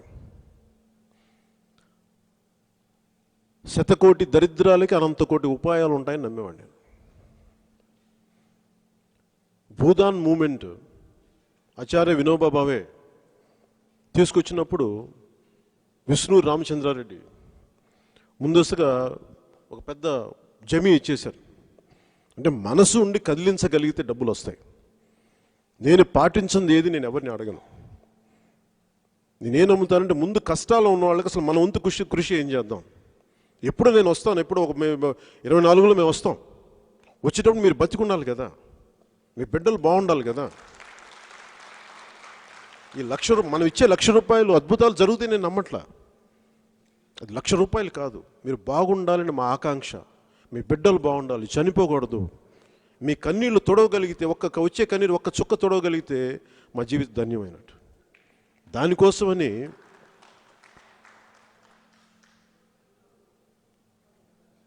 ప్రభుత్వాలు ఎన్ని ఇబ్బందులు పెట్టినా, మొన్న సినిమాకు వచ్చిన డబ్బుల్ని దాంట్లో ఒక ₹5 కోట్ల ఎందుకు ఈ రోజున తీసుకొచ్చానంటే, ఇక్కడికి డబ్బు ఇవ్వటం అనేది చాలామంది చెప్తారు, డబ్బులు ఇచ్చి పార్టీని నడిపించకండి అని. అది నాకు తెలుసు, ఎంత ఇచ్చినా సరిపోతుంది. కానీ ఎంతో కొంత కృషి చేయాలి. అంటే ఈ రోజున మన గౌరవం ఇచ్చే నాయకులు, జాతీయ స్థాయి నాయకులు ఎవరైనా సరే వాళ్ళ సొంత ఆస్తులు ఇచ్చేసే, ఈ రోజున ఢిల్లీ స్థాయిలో కానీ జాతీయ స్థాయిలో కానీ ఎవరైనా తీసుకోండి, సొంత ఆస్తులు ఇచ్చేశారు. గొప్ప చదువులు చదువుకున్న వాళ్ళు, జ్ఞానులు ఒక్కొక్కరు దేశం కోసం, సమాజం కోసం ఇచ్చేశారు వాళ్ళ ఆస్తులు. నా దగ్గర అంత పెద్ద హృదయం లేకపోవచ్చు, ఆ మహానుభావులంత హృదయం నాకు లేకపోవచ్చు, కానీ నాదైనా ఎంతో చెయ్యాలి. కొంత డబ్బు ఇవ్వకపోతే తప్ప, ఎంతసేపు వీళ్ళు డబ్బు తీసుకోవడం మీదే ఉంటారు తప్ప డబ్బు ఇచ్చే పరిస్థితుల్లో లేదు ఎవరు. రాజకీయాల్లో నన్ను అందరం చెప్పను, కానీ ఎక్కువ శాతం మంది. అలాగని మన అందరినీ నేను చెప్పేది ఇల్లు వాకిళ్ళు మొత్తం అమ్మేసుకుని డబ్బులు ఇవ్వమని చెప్పట్లేదు, కానీ ఎంతో కొంత ఇవ్వాలి కదా. సాటి మనిషికి నిలబడకపోతుంటే ప్రజలకి ఏమంటాం, వాళ్ళకి ఒక ₹1000 ఎలక్షన్ టైంలో ఇచ్చేస్తే అయిపోతుంది, మనం పట్టించుకోకపోయి ఇచ్చారు, కనీసం సరిగ్గా చూసుకున్నారా? ఇవన్నీ చూసినా చాలా బాధ కలిగి, పెద్దలు మనోహర్ గారు మేము మాట్లాడుకొని ఏం చేయగలం అంటే, ముందు మొదలు పెడదాం పని. ఈ మొదలుపెట్టిన తర్వాత చూద్దాం అసలు ఎక్కడి దాకా వెళ్తా చూద్దాం. నాకైతే మనసు ఉంది. నేను ఇప్పుడు దాకా మొదలుపెట్టిన పని ఈ రోజు దాకా ఎప్పుడు నేను ఆపలేదు. సో నేను అనుకున్నా ముందు ప్రారంభిద్దాం అనుకుంటే, మొదటిగా ఫోన్ చేసి నాకు మా సోదరులు నాగబాబు గారు ఫోన్ చేశారు. నాకు ఏదో చేయాలనిపిస్తుంది, నేను 10 లక్షలు ఇవ్వచ్చా అని అడిగారు. సంతోషంగా ఇవ్వన్నాను. దీంట్లో నేను బావుకునేది ఏం లేదు. మనం 1 లక్ష ఇచ్చినంత మాత్రం వాళ్ళ జీవితంలో అద్భుతాలు జరగవు. కానీ నిజంగా వాళ్ళ అప్పు చూస్తే, ఒక్కొక్క అప్పు చూస్తే ఎంత ఉందంటే 4 లక్షలు, 1,00,000 మహా అయితే ఎక్కువ, అత్యంత ఒకళ్ళు ఇద్దరికి, తక్కువ మందికి 10 లక్షలు, 11 లక్షలు. ఎక్కువ శాతం మంది 4 లక్షలు, 5 లక్షలు. అంత బాధాకరమైంది. ఒక నివర్ తుఫాన్ వచ్చినా, ఒక తుఫాన్ వచ్చినా, ఒక సైక్లోన్ వచ్చినా మొట్టమొదటి పడిపోయేది రైతు. కల్తీ విత్తనాలు వస్తే పాడైపోయేది రైతు. కానీ మనం రైతు బాగుండాలని కోరుకుంటాం, కానీ రైతు కోసం మనం ఏం చేయం. సో అందుకని మనం అందరం ఇది కేవలం ఒక పార్టీగా కాదు, ప్రజలకు కూడా మనం తెలియజెప్పాలి. ప్రతి ఒక్కరికి కూడా ఇది బాధ్యత. ప్రతి అన్నం తినే ప్రతి ఒక్కరికి కూడా రైతు కష్టం ఆలోచించాలంటే దీన్ని ఒక చైతన్యంతో కూడిన ఉద్యమంలా చేయాలి దీన్ని.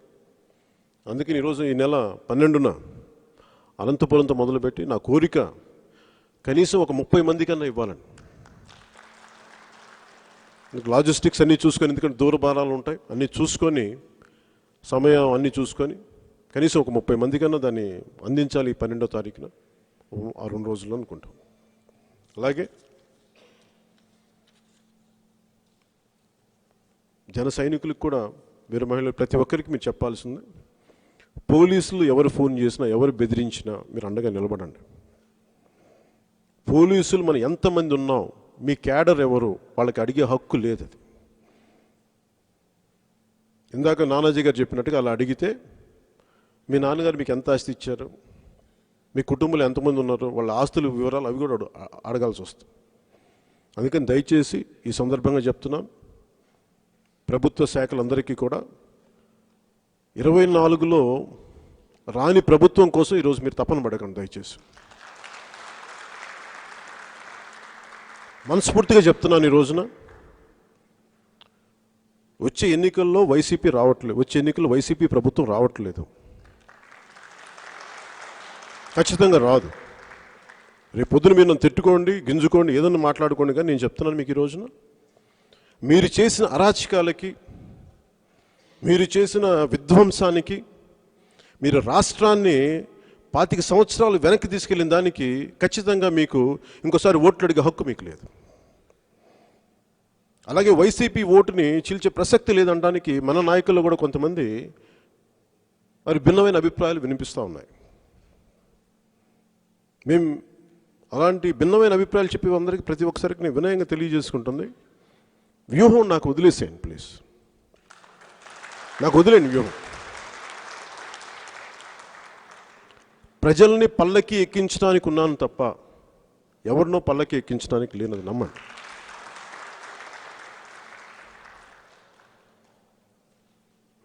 నన్ను అనుభవం లేదు ఇవన్నీ దయచేసి మాట్లాడకండి. నేను 2007 నుంచి రాజకీయాల్లోకి ఉన్నాను, అనుభవజ్ఞులతో లేదు, చాలా క్షేత్రస్థాయిలో తిరిగిన వాడిని నేనేదో మాట్లాడలేదు కదా, మాట్లాడిన తక్కువ ఎక్కువ క్షేత్ర కనిపించను దయచేసి అనుకోవద్దు. నా కళ్ళు చెవులు ప్రతి నియోజకవర్గంలో ఉంటాయి.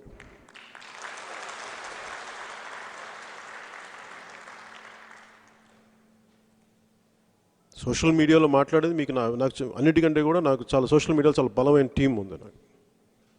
కాకపోతే వాళ్ళు డబ్బుల కోసం పనిచేసేవాళ్ళు కాదు, స్వచ్ఛందంగా పనిచేసేవాళ్ళు.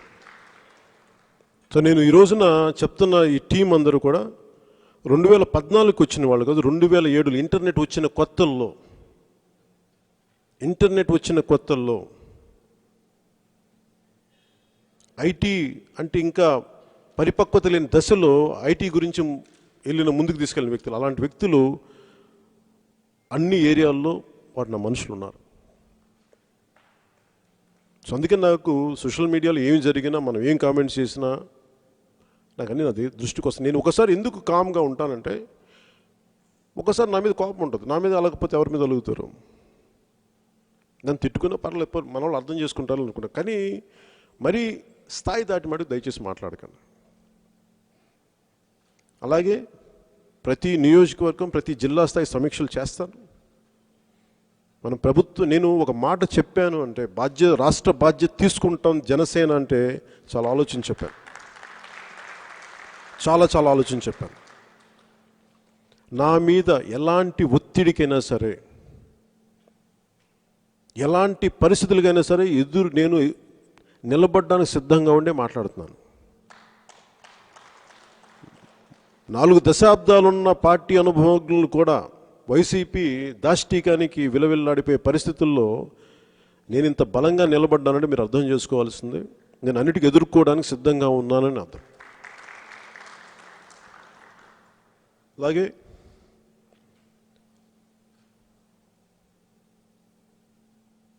మనను తీర్మానం చేస్తుంది ముఖ్యంగా ప్రతి చోట 32 మంది బలిదానాలతోటి వైజాగ్ స్టీల్ ప్లాంట్ వచ్చింది. ఇంతమంది ఎంపీలు ఉన్నారు ఇన్ని సంవత్సరాలుగా, ఇన్ని దశాబ్దాలుగా. వీరందరూ కూడా మనసు నిజంగా అడిగి, రాష్ట్ర విభజన సమయంలో కనీసం ఇంతమంది ఎంపీలు ఉండి మా విశాఖ స్టీల్ ఉక్కు కర్మాగారానికి సొంత గనులు ఇవ్వండి అని ఒక్కళ్ళు కూడా అడగలేపారు. దాని తాలూకు ఫలితం ఈ రోజున వైజాగ్ స్టీల్ ప్లాంట్ ప్రైవేటీకరణ జరిగిపోతుంది. జనసేన ఆ ప్రైవేటీకరణను వ్యతిరేకిస్తుంది. కార్మికుల పక్షాన్ని నిలబడతాం. దానికి మనస్ఫూర్తిగా గౌరవ సూచకంగా కేంద్ర ప్రభుత్వాన్ని తెలియజేస్తాం. కార్మికులకు అండగా నిలబడతాం. కేంద్ర ప్రభుత్వం మార్చుకుంటుందని నాకు మనస్ఫూర్తిగా నమ్మకం ఉంది. సొంత గనులు ఇస్తుంది మన స్టీల్ ప్లాంట్కి నేను నమ్ముతున్నాను. ఒకవేళ ప్రైవేటీకరణ పక్షం పరిస్థితి ఉంటే దాన్ని ఎలా చేయాలో మనందరం కూర్చొని ఒక నిర్ణయం తీసుకొని అది ప్రైవేటీకరణ కాకుండా ఎలా కాపాడాలి దాని మీద మనందరం ఒక ఆలోచన చేసి ఏ ప్రణాళికతో మనం ముందుకెళ్ళొచ్చో ఖచ్చితంగా చేద్దాం. అలాగే శాంతి భద్రతలు రాష్ట్రంలో ఆంధ్రప్రదేశ్ క్రైమ్ స్టాటిస్టిక్స్లో 6వ స్థానంలో ఉండటం ఇవన్నీ చాలా అలార్మింగ్గా అనిపిస్తున్నాయి. దీనికి కారణం వైసీపీ నాయకులు చేసే మాటలు. కానీ క్రైమ్ ఎందుకు పెరుగుద్ది అంటే బలమైన పాలనా వ్యవస్థ ఉంటే క్రైమ్ చేసేవాడు భయపడతాడు. మీరు కూర్చొని పేకాట క్లబ్బులు,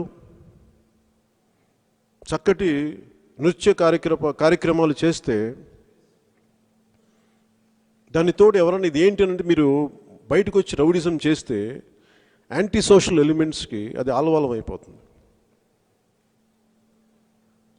ఐఏఎస్ అధికారులు మోకాళ్ళ మీద కూర్చొని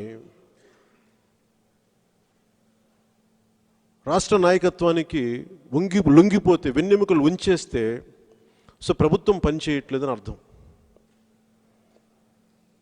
బ్యూరోక్రసీ బలంగా ఉండకపోతే మేము ఏదైనా చేసేయచ్చు అని అంటే మీరు ఆలోచించాల్సింది క్రైమ్ రేట్ పెరుగుతుంది అంటే పాలనా వ్యవస్థ సరిగ్గా లేదని. పాలనా వ్యవస్థను అజమాయిషీ చేసే ఈ పొలిటికల్ వ్యవస్థ పూర్తిగా నిర్వీర్యంగా ఉంది, వాళ్ళ సొంత పనుల్లో ఉన్నారని అర్థం.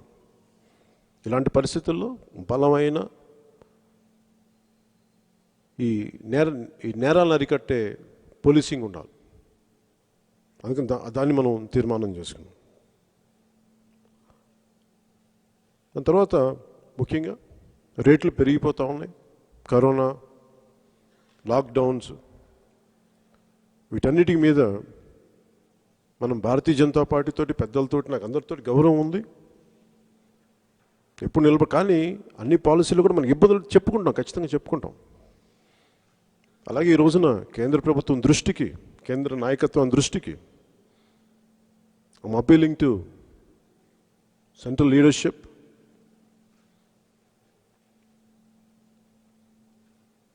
to bring down the prices of petrol and diesel.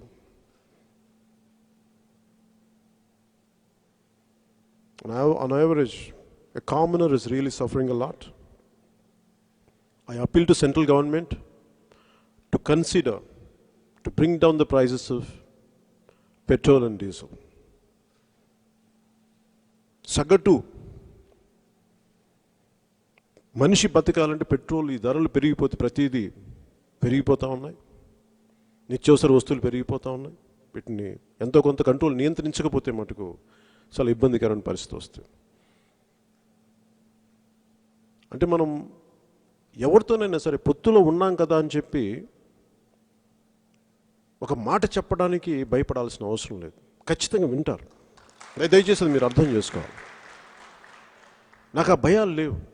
నేను నా కోసం అయితే నా కేసులు తీసేయండి, నా మీద ఉన్న నేను ఎప్పుడు అడగను. అలాంటి పరిస్థితులు నేను పెట్టుకోను. అలాంటి పరిస్థితులు రాజకీయాల్లోకి వచ్చేవాడిని కాదు. అందుకని నేను ఈ మాట మాట్లాడితే దానికి విపరీత అర్థాలు తీయక్కర్లేదు ఎవరు. పొత్తుతో ఉన్న పార్టీలో కూడా మేము చాలాసార్లు కేంద్ర స్థాయిలో నాయకులతో మాట్లాడుతున్నప్పుడు, కేంద్ర మంత్రివర్గంతో మాట్లాడుతున్నప్పుడు ఒక పొత్తులో ఉన్నప్పుడు 70% ఏకాభిప్రాయం ఉంటే చాలు. 30% అన్నీ మనం ఏకీభించాల్సిన అవసరం లేదు. ఎక్కువ శాతం ఏకీభించామా లేదా అని ఉంటుంది తప్ప ఏకీభవించిన అంశాలు చాలా ఉంటాయి. దాని మీద మాట్లాడతాం, గొడవ పెట్టుకుంటాం, ఈటి అరుస్తాం, కేకలు పెడతాం అని కాదు, కానీ అది ప్రతి ఒక్కరు అర్థం చేసుకునేది. సో మనం పార్టీని బలోపేతం చేయాల్సిన అవసరం ఉంది. ప్రతి జిల్లాని నేను సమీక్ష చేస్తాను. ముఖ్యంగా నాకు ఉత్తరాంధ్ర మీద ప్రత్యేకమైన అవగాహన ఉంది. నా కోరిక ఉత్తరాంధ్రలో నేనే ప్రత్యేకించి ఆఫీస్ తీసుకొని, మరి ఎంత స్థాయి ఆఫీస్ ఉంటుందని కాదు నాకు తెలియదు, కానీ నా కోరిక ఉండాలని కోరుకుంటున్నాను. ఉత్తరాంధ్రలో ఇంత బలమైన ఆఫీస్ ఉండాలని కోరుకుంటున్నాను. నా కోరిక ఉత్తరాంధ్రలో జనసేన ఒక బలమైన రీజనల్ ఆఫీస్ ఉండాలి. చాలా బలమైన జిల్లాలవి మనకి, వాటి మీద ప్రత్యేక దృష్టి సారించాలి. దాని మీద నేను ప్రత్యేకంగా, ఎందుకంటే నాకు ఇంత బలం ఉండి, ఉత్తరాంధ్రకు సంబంధించి ఇంత బలం ఉండి, ఒక రాజాం లాంటి ఒక పర్యటనకి వెళ్తే 2017లో 18లో ఇసుక వేస్తే రాళ్ళంత జనం ఉండి, ఇంత అభిమాన బలం ఉండి మనం దాన్ని సరిగ్గా వాడుకోలేకపోతున్నాం. విజయనగరంలో వర్షం వస్తున్నప్పుడు కూడా లెక్క చేయక ఆడపడుచులు, యువత అంతమంది ఉన్నారంటే వాళ్ళకి చెయ్యాలి, కానీ వాళ్ళు లీడ్ చేసే నాయకత్వం లేదు అక్కడ. సో నాయకత్వం ఒక రోజులో పెరగదు, మనం పెంచాలి.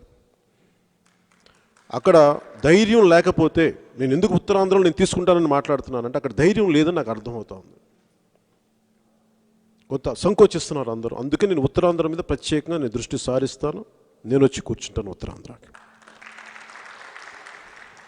పోయినసారి నేను తిరుగుతూ వెళ్ళాను పోరాట యాత్రలో. ఈసారి మటుకు ప్రత్యేకంగా దృష్టి సారించి 2 సంవత్సరాల పైన ఉంది సమయం. ఎలక్షన్లు ముందు వచ్చినా పర్లేదు, కానీ మనం సంసిద్ధంగా ఉన్నాం. ఆ విషయం మీకు తెలియజేసుకుంటా ఉన్నాం. అలాగే ముఖ్యంగా మన షణ్ముఖ వ్యూహం అని అన్నాను. దీంట్లో మనకి ఉద్యోగాలు రావాలి. ఈ మాట కూడా నాకు ఉత్తరాంధ్ర నుంచి వచ్చింది. ఒక 25 సంవత్సరాల భవిష్యత్తు ఇవ్వండి అని చెప్పి. ఒక్కొక్క రాజకీయ నాయకులు వాళ్ళ బిడ్డలకి, వాళ్ళ ముని మనవాళ్ళకు కూడా డబ్బులు కావాలి. పుట్టని ముని మనవాళ్ళకి, పుట్టని మనవాడికి, పుట్టబోయే ముని మనవాళ్ళకి, వీళ్ళందరికీ కావాలి. అలాంటిది ఒక 25 సంవత్సరాలు నిజంగా ఉద్యోగాలు లేవు. ఈ రోజున యువతకు ఉద్యోగాలు లేవు. ప్రామిస్ చేశారు రాగానే మేము అన్ని జాబ్ క్యాలెండర్ ఫుల్ఫిల్ చేస్తామని చెప్పి. నిజంగా వీళ్ళకి విలువ తెలియదు, కాలం విలువ తెలియదు. ఒక 18, 19, 22 ఏళ్ళ యువకుడు అక్కడ కళలు ఖనిజాలతో ఉంటాడు. ఏదో సాధిద్దాం, ఏదో ఉద్యోగం చేద్దాం, తల్లిదండ్రుల మీద ఆధారపడకూడదని. ఒక నాయకుడు ఒక మాట చెప్తే ప్రజలు నమ్ముతారు. అలాంటిది వైసీపీ నాయకత్వం మాట చెప్తే అందరూ నమ్మి ఓట్లేశారు. అలాంటి వాళ్ళకి మొండి చేయి చూపించారు. ఈ రోజున వాళ్ళు, ఈ రోజున 24, 25 వాళ్ళు ఈ రోజున వచ్చేటప్పటికి వాళ్ళందరూ 30 ఏళ్ళు వచ్చేస్తాయి. ఏజ్ బారైపోద్ది, ఉద్యోగ అవకాశాలు రావు, నిరాశ నిస్పృహలకు గురై ఈ రోజు నేను చాలాసార్లు ఈ మధ్యన గంజాయి సాగు ఎందుకు పెరిగిపోయిందో మీకు మీ దృష్టికి తీసుకొస్తున్నాను. 1000 టన్నుల గంజాయి యువత వెళ్ళిపోతూ ఉంది. నేను వాళ్ళు తప్పు పట్టను. ఎందుకు తప్పు పట్టను అంటే, మీరు ఉద్యోగాలు కల్పించకపోతే మరి యువత ఏం చేస్తారు? బతకాలి కదా, ఏదో ఒక అడ్డదారులు ఎత్తుక్కుంటారు, తప్పదు. అది ఒక సోషియో ఎకనామిక్ ప్రాబ్లంగా చూడాలి దాన్ని. ఉత్తరాంధ్రలో మనకి దీంట్లో జరిగే ఈ గంజాయి సాగుని. సో అందుకని సంపన్న ఆంధ్రప్రదేశ్ని ఉద్యోగాలు కల్పించగలగాలి, ఉద్యోగాలు రావాలి, ఆంధ్రప్రదేశ్ బాగుండాలి. ముందు లా అండ్ ఆర్డర్ చాలా బలంగా ఉండాలి. మనకి ఇన్వెస్ట్మెంట్స్ వచ్చే మనకి చక్కటి వాతావరణం కల్పించాలి. అలాగే ఒక రాజధాని ఉండటం అనేది ఇది ఒక చాలా పవర్ఫుల్ ఒక ఎకనామిక్ మెషిన్. ఇది బోల్డ్ అంత సంపదను సృష్టించగలిగే ఒక మెషిన్ ఇది. అందుకని ఇంత ఖర్చు పెట్టిన తర్వాత గ్రోత్ దీని భయంకర గ్రోత్ ఇంజిన్ అది. అలాగే అమరావతిని రాజధాని అనేది మనం బలంగా చెప్పాలి బయటికి. అలాగే తిరుపతి కానీ, కర్నూలు కానీ, వైజాగ్ కానీ, నగరాలన్నిటికీ మరి ఇంకెంత ఏ స్థాయిలో పెంచాలి దాన్ని. వైజాగ్ లాంటి దాన్ని విశ్వనగరంగా చేయాలి దాన్ని. తిరుపతి బలమైన స్మార్ట్ సిటీగా చేయాలి. ఒకప్పుడు మనకు వాటికన్ సిటీని ఎలా చేసామో తిరుపతిని అంత బలంగా చేయాలి. అలాగే కర్నూలుని మన మొదటి రాజధాని, ఆ కర్నూలుని చాలా బలంగా తీర్చిదిద్దాలి. ఏదో మనం కోర్టు పెట్టేస్తాను, కోర్టు బిల్డింగ్ వస్తే అక్కడ ఏం అభివృద్ధి ఉంటుంది? ఇన్ని వెనకబడ్డ కులస్తులందరికీ ఏదో ఒక బలమైన ఉత్తమయ్యే రాజధాని అక్కడ సిటీ అవ్వాలి. అది కర్నూలు. ఆ విధంగా మనం డెవలప్ చేయాలి. ముఖ్యంగా ఇసుక మీద దోపిడీ పెరిగిన విధానం చూస్తే చాలా బాధ కలుగుతుంది. ఒక కంపెనీకి ఇసుకనిచ్చేసి 2-3 కంపెనీలకు ఇచ్చేయడం. అందువల్ల మేము అనుకుంది వైట్ కార్డ్ హోల్డర్స్కి ఉచితమైన ఇసుక ఇవ్వాలి ఖచ్చితంగా, వాళ్ళ అదనపు రూమ్లకి. ఇది మీరు తీసుకెళ్ళండి. అలాగే సామాన్యులకి సైతం మనం ఎంటర్ప్రెన్యూర్స్గా మారాలి అనుకున్నప్పుడు మనం ఏం చేయగలగాలి? ఇందాక మనం చెప్పినట్టుగా మాకు 25 సంవత్సరాల జీవితం ఇవ్వండి మాకు అన్నదానికి దీన్ని గుర్తుపెట్టుకొని మేము ఒక 4-5 మందికి ఉపాధి కల్పించే ఎలాంటి ఐడియాతో వచ్చినా 10 లక్షల రూపాయలు వారి అకౌంట్లో జమ చేస్తాం. అది దాదాపు మనం ఆ రోజున అనుకుంది ఒక సంవత్సరానికి 1,00,000 మంది చొప్పున, అంటే 1,00,000 మందికి మనం 10 లక్షల రూపాయల చొప్పున ఇస్తున్నామంటే అది దాదాపు కనీసం 4 మందికి వాళ్ళు ఉద్యోగాలు కల్పించి అది 40 లక్షల మందికి వెళ్తుంది. అలా ప్రతి సంవత్సరం మనం ఇచ్చుకుంటూ వెళ్తే దాదాపు ఒక 2 కోట్ల మంది యువతకి దాంట్లో ఎంత వేస్ట్ అయినా కానీ సక్సెస్ఫుల్ రేట్ కనీసం ఒక 70-80 లక్షల మందికి యువత దానివల్ల బాగుపడే పరిస్థితి వస్తాయి. అలాగే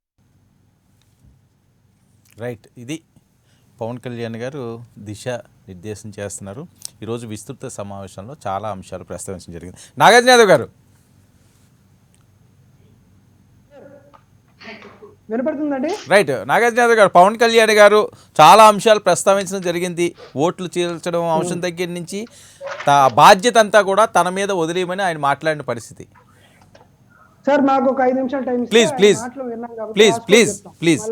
యాజ్ యూజువల్ గా నారాలో పవన్ కళ్యాణ్ గారి నోట నారా లోకేష్ మాట అంతా same as tea Sri Lanka, SC ST, Amaravati, south అంతా చెప్పలేం కానీ చెత్త పన్ను గురించి పెట్టారు కాబట్టి ఫస్ట్ పాయింట్ 2015 జూలై 27 కేంద్ర ప్రభుత్వం భారతీయ జనతా పార్టీ మొట్టమొదటిసారిగా చెత్త పన్నుకు నోటిఫికేషన్ ఇచ్చింది. దాని తర్వాత 2015 August 19 municipal urban development 36579 B2 2015 చెత్త పన్ను వసూలు చేయాలని ఇచ్చింది. 15th ఫైనాన్స్ కమిషన్ 2016 ఏప్రిల్ 8న గెజెట్ నోటిఫికేషన్ 75% యూజర్ ఛార్జెస్ వసూలు చేయకపోతే సెకండ్ ఫేజ్ లో స్వచ్ఛ భారత్ కార్యక్రమానికి సంబంధించిన నిధులు మేము ఇవ్వమని క్లియర్ కట్ గా 15th ఫైనాన్స్ కమిషన్ చెప్పింది. ఇది చెత్త పన్నుకు సంబంధించిన విషయం. పవన్ కళ్యాణ్ గారికి అర్థిస్తే సరిపోయింది. తర్వాత కౌలు రైతులకు సంబంధించి పాపం చంద్రబాబు నాయుడు గారు చెప్తున్నారు కాబట్టి వినాలి. కౌలు రైతులకు సంబంధించి ఆయన కౌలు రైతులు కర్నూలు కూడా చెప్పాడు కాబట్టి చెప్తున్నాను. కౌలు రైతులు కర్నూలు ఆంధ్రప్రదేశ్ రాష్ట్రంలో 2015-16లో చంద్రబాబు నాయుడు గారు కౌలు రైతులు 16 లక్షల మంది ఉంటే 99,257 మందికి ఇచ్చింది 239 కోట్లు మాత్రమే. ఆ రోజు చంద్రబాబు నాయుడు గారిని పవన్ కళ్యాణ్ గారు ఒక మాటల్లా కర్నూలులో 10 మంది కౌలు రైతులకి ఇచ్చారండి పత్రాలు. చిత్తూరు జిల్లా సొంత జిల్లాలో 0. 2016లో 36,000 మందికి ఇచ్చారండి. 2016లో 41,729 మందికి 182 కోట్లు ఇచ్చారండి. ఇది కౌలు రైతులకి చంద్రబాబు నాయుడు గారు ఇచ్చింది. అప్పుడు పవన్ కళ్యాణ్ గారు అయ్యో పాపం చంద్రబాబు నాయుడు గారిని ఒక్క మాటలా ఈ రోజంట హృదయం ద్రవించిపోయిందంట. పాపం ఎంత కన్న ప్రేమయ్యా ఆయనకి. మరి ఆంధ్రప్రదేశ్ రాష్ట్ర ప్రభుత్వం జగన్మోహన్ రెడ్డి గారు వచ్చిన తర్వాత చెప్తానండి, ఈ 2 ఏళ్లలో 6,87,744 మందికి హక్కు పత్రాలు ఇచ్చాం. వీరికి సంబంధించి అరౌండ్ 6,389 కోట్ల 27 లక్షల రూపాయలు పంట రుణాలు వాళ్ళకి అవగజేసేటువంటి కార్యక్రమం జరిగింది. మరొకటి ఆయన పాప రైతుల గురించి బాగా ఆనందపడుతున్నారు కాబట్టి నేషనల్ జాతీయ గణాంకాల సంస్థ ఆంధ్రప్రదేశ్ రాష్ట్ర ప్రభుత్వానికి 2018లో ఆంధ్రప్రదేశ్ రాష్ట్రంలో ఉన్నటువంటి ప్రతి రైతుకి 1,23,400 రూపాయల అప్పు ఉంది.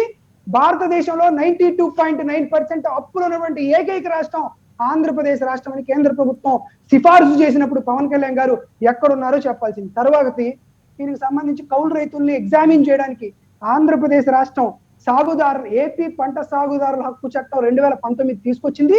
దీని మీద ఇంకా హక్కుదారులకి ఎలా సాగు మీద పంట సౌకర్యం కల్పించాలని land administrative secretary Chakravarthi, survey deputy commissioner K Pratap Reddy, CCLA joint commissioner Lavanya గారితో కమిషన్ ఏర్పాటు జరుగుతుంది. కమిషన్ ఏర్పాటు చేసిన తర్వాత స్పష్టమైనటువంటి విధి విధానాలు చెప్పేటువంటి పరిస్థితి. మరొకటి ఆయన ఏదో చాలా కష్టపడిపోతా చెప్తున్నారు కాబట్టి మరొకటి ఏమంటున్నారు సార్, వైజాగ్ స్టీల్ ప్లాంట్ గురించి ఎవరూ చెప్పలేదు అంట. ఈ మనిషి ఇంతవరకు వైజాగ్ లేఖ రాయలా, 6th February 2021 ఆంధ్రప్రదేశ్ రాష్ట్ర ప్రభుత్వం జగన్మోహన్ రెడ్డి గారు 3,472 కోట్ల రూపాయలు కేవలం గనులకు మాత్రమే ఉంటుంది, కాబట్టి మాకు సొంత నిధులు ఇవ్వండి, సొంత గనులు ఇవ్వండి అని ఒక లేఖ రాశారు. 9th March 2021 మరొక లేఖ రాశారు. 20th July 2021 ఆంధ్రప్రదేశ్ రాష్ట్ర ప్రభుత్వం విశాఖ ఉక్కు ప్రైవేటీకరణను వ్యతిరేకిస్తుంది అని మత్తి నిత్యానంద రాయ్ పార్లమెంట్ లో ఆయన ప్రత్యక్షంగా వెళ్ళి అక్కడ ఆందోళన చేశారు కదా నాగార్జున గారు. ఆగండి సార్, ఏం చెప్పారు ఈనాడు పేపర్ ఆంధ్రజ్యోతి పంపినా వైకాపా ఆంధ్రప్రదేశ్ రాష్ట్రానికి ఆరోగ్యానికి హానికరం, ముందు కేంద్ర ప్రభుత్వాన్ని కాదు రాష్ట్ర ప్రభుత్వాన్ని నిలదీయండి అన్నాడు. దాంతో పాటు చెప్పండి, పాయింట్ మధ్యలో మిస్ అవ్వద్దు. 2nd August 2021 విశాఖ ఉక్కును వ్యతిరేకిస్తూ ఆంధ్రప్రదేశ్ రాష్ట్ర ప్రభుత్వం సుప్రీంకోర్టులో అడ్డుపెట్టి దాఖలు చేసింది. ఇది మాట్లాడాలి. మళ్ళీ ఎన్సీఆర్బీ రిపోర్ట్ గురించి మాట్లాడుతున్నారు. దుర్మార్గంగా సార్, మరి పిచ్చోళ్ళు అనుకుంటున్నారు.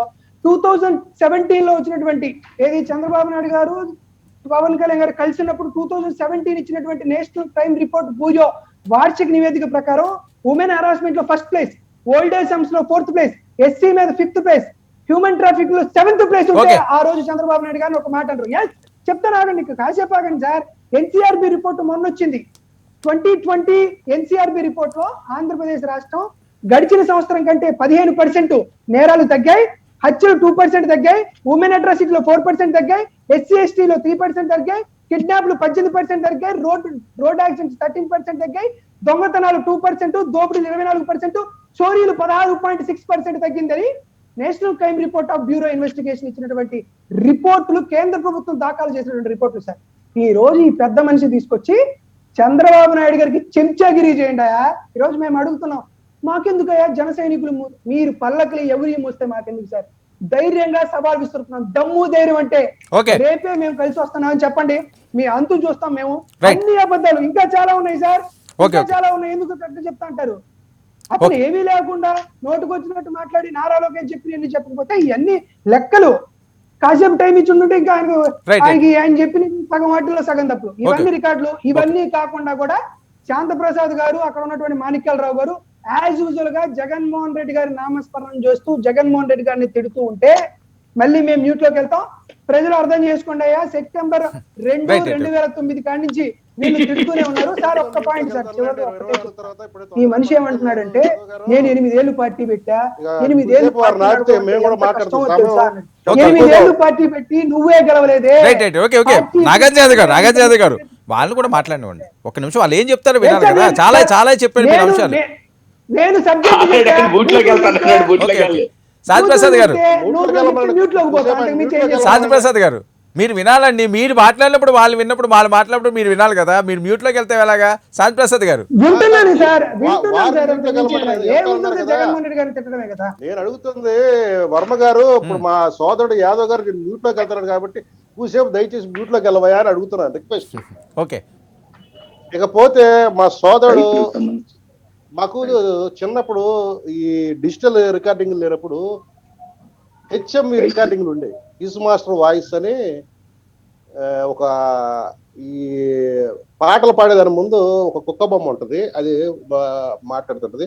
అది LP record, long play record అంటారు. మీరు అందులో రికార్డ్ చేసిన తర్వాత మీరు ఎన్ని సంవత్సరాల తర్వాత పెట్టండి, ఎప్పుడైనా పెట్టండి, అయ్యే మాటలు వస్తాయి.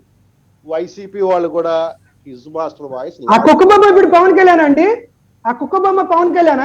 ఆగవయా స్వామి, ఆగు నువ్వు. అర్థం కావట్లేదు సార్, ఆ కుక్క బొమ్మ పవన్ కళ్యాణ్. నీకు అర్థం కాదు, నీ మైండ్ బ్లాంక్ అయితే ఇప్పుడు నువ్వు చెప్పే మాటతో నాకు అర్థమైంది, కానీ నువ్వు సేపు తగ్గు సోదరా, తగ్గు. కుక్క బొమ్మ పవన్ కళ్యాణ్, కుక్క పవన్ కళ్యాణ్ అని నువ్వు పుట్టక కుక్క పవన్ కళ్యాణ్ పంపిస్తారు. వర్మ ఆయన ఫోన్ నెంబర్ నాకు ఇవ్వు. ఆ రోజు లాంగ్ ప్లే రికార్డు మీద ఎటువంటి బొమ్మలు ఉంటే పంపిస్తారు ఆయనకి.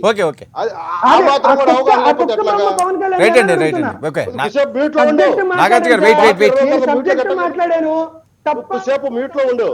ఇక దసరా వేషగాడు పెట్టల ద్వారా ఈ పవన్ కళ్యాణ్ గారి డిబేట్ ముందు ఒక పెట్టల ధరలు చూసాము, పవన్ కళ్యాణ్ గారి మీటింగ్ ఇంకో పెట్టల ధరలు చూసాము. ఈ పెట్టల ధరల ఏం మాట్లాడతారంటే ఆ లాంగ్ ప్లే రికార్డు చూసారా, అవి తప్ప ఇంకేం మాట్లాడరు వీళ్ళకి. వాళ్ళ జీవీ రెడ్డి అని ఒక ఆయన ఉంటాడు వాళ్ళ ఆఫీసులో, ఆయన పంపించే సర్క్యులర్లు, ఆయన పంపించే వార్తా కథనాలు వండి వారుస్తున్నారు మీడియాలోకి వచ్చి. ఏం మాట్లాడుతున్నాడు సోదరుడు? చంద్రబాబు నాయుడు ప్రభుత్వం జరిగిన వాటి మీద మేము మాట్లాడలేదా? ఒక్కసారి నీ సాక్షి పత్రిక, ఒక్కసారి నీ సాక్షి ఛానల్కి వెళ్ళి చంద్రబాబు నాయుడు మీద పవన్ కళ్యాణ్ గారు ఏం మాట్లాడారు కానీ ఒక్కసారి యూట్యూబ్ లోకి వెళ్ళి పుంకాలకు వస్తాయి. ఆ రోజు మీకు మేము చక్కటి బిడ్డ అయ్యాం కదా, చంద్రబాబు నాయుడు అమ్మనాబుద్ధి తిట్టినప్పుడల్లా చక్కగా వేశారు కదా. ఒక్కసారి ఆ రికార్డు తీసుకొని చూస్తే నీ మైండ్ కొద్దిగా బ్లాంక్ అవుద్ది, చక్కటి విషయాలు కూడా అవగాహన వస్తుంది. సరే, అది ఇప్పుడు కాదు, చంద్రబాబు వీటిలో నాయుడుతో ఉంటే సేపు పొత్తులో ఉంటున్నారా ఏళ్ళు లేదా? చూపించగలం. ఓకే ఓకే మేము చూపించగలం. నాగార్జున యాదవ్ గారు మీరు మాట్లాడినప్పుడు వాళ్ళు మాట్లాడలేదు కదా, మళ్ళీ అవకాశం ఇస్తాను ప్లీజ్. సబ్జెక్ట్ వాళ్ళు conclude చేయండి. మాట్లాడమని చెప్పండి సార్. ఏ సబ్జెక్టే మాట్లాడతా, పెట్టల మాటలు మాట్లాడతా, ఓకే ఓకే పెట్టల మాటలు మాట్లాడతా, తీరే బతుకుల్లో మాట్లాడతా. జగన్మోహన్ రెడ్డి గారిని దొంగతనాలు తగ్గినాయి, పెట్టండి, దోపిడీలు తగ్గినాయి. ఎందుకంటే మీ 151 మందికి చాలట్లా కాబట్టి సామాజిక దొంగలు పాపం వాళ్ళకి దొరకట్లా. అందుకని క్రైమ్ రేట్ వాళ్ళకి తగ్గింది. ఎన్సీఆర్ రికార్డు కానీ దయచేస్తా తగ్గండి. పార్టీ అమ్ముకున్నా అంట ఏ పిచ్చ వెదవ చూశాడు. అసలు వైఎస్ఆర్ సిపి పార్టీ వ్యవస్థాపక అధ్యక్షుడు ఎవడు? ఎలక్షన్ కమిషన్ ఆఫ్ ఇండియా దగ్గర రిజిస్టర్ అయిన వ్యవస్థాపక అధ్యక్షుడు పేరేంటి చెప్పగల జగన్మోహన్ రెడ్డి గారిని తిట్టమే. సన్నాసులకి మన నోటి సన్నాసులకి పార్టీ అమ్ముకున్నాడనే మాటలు మాట్లాడుతున్నారంటే వీళ్ళు అమ్ముకోవటాలు కొనుగోలు చేసుకోవడాల వల్లే కదా వాళ్ళకి మంచి అవగాహన ఉంది. ఇక రెండో మాట, ప్రజారాజ్య సాగులు రైతు ఆత్మహత్యలు అప్పుడు కనపడలేదు అన్నాడు. ఒక్కసారి తీసి చూడబోయ్ ఆనాడు కాంగ్రెస్ ప్రభుత్వాన్ని ఏ రకంగా దుర్మాడాడు. మీకు మైండ్ అనేది ఉండదు, ఇదంతా షార్ట్ టర్మ్ మెమరీ వచ్చారు. ఈ పూట మాట్లాడింది ఇంకో పూట మాట్లాడరు, ఈ గంటలు మాట్లాడింది ఇంకో గంటలు మీకు గుర్తుండి సాగదు. మేము ఏం చేస్తాం చెప్పు మీ షార్ట్ టర్మ్ మెమరీకి. ఇక కేంద్రం నుంచి నిధులు రాకపోతే నష్టం ఎవరికి అంటున్నాడు మా మిత్రుడు. అధికారం ఇచ్చింది నీకా మాకా? అధికారం నాకు ఇస్తే తీసుకొస్తానని పగలు తీస్తానని చెప్పింది మీరా మేమా? మీరున్న ఈ రోజున పరిస్థితి ఆనాడు చంద్రబాబు కూడా ఉందిగా. చంద్రబాబు ఉన్నప్పుడు మరి మీరేం చేశారు? మీరు ఏం మాట్లాడారు? అయ్యే మాటలుగా మీకు వస్తున్నాయి. నాగార్జున గారు ప్లీజ్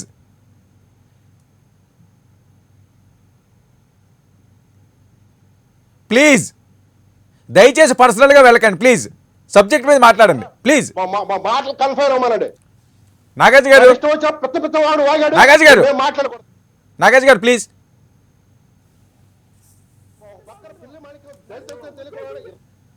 ఓకే శాంతి ప్రసాద్ గారు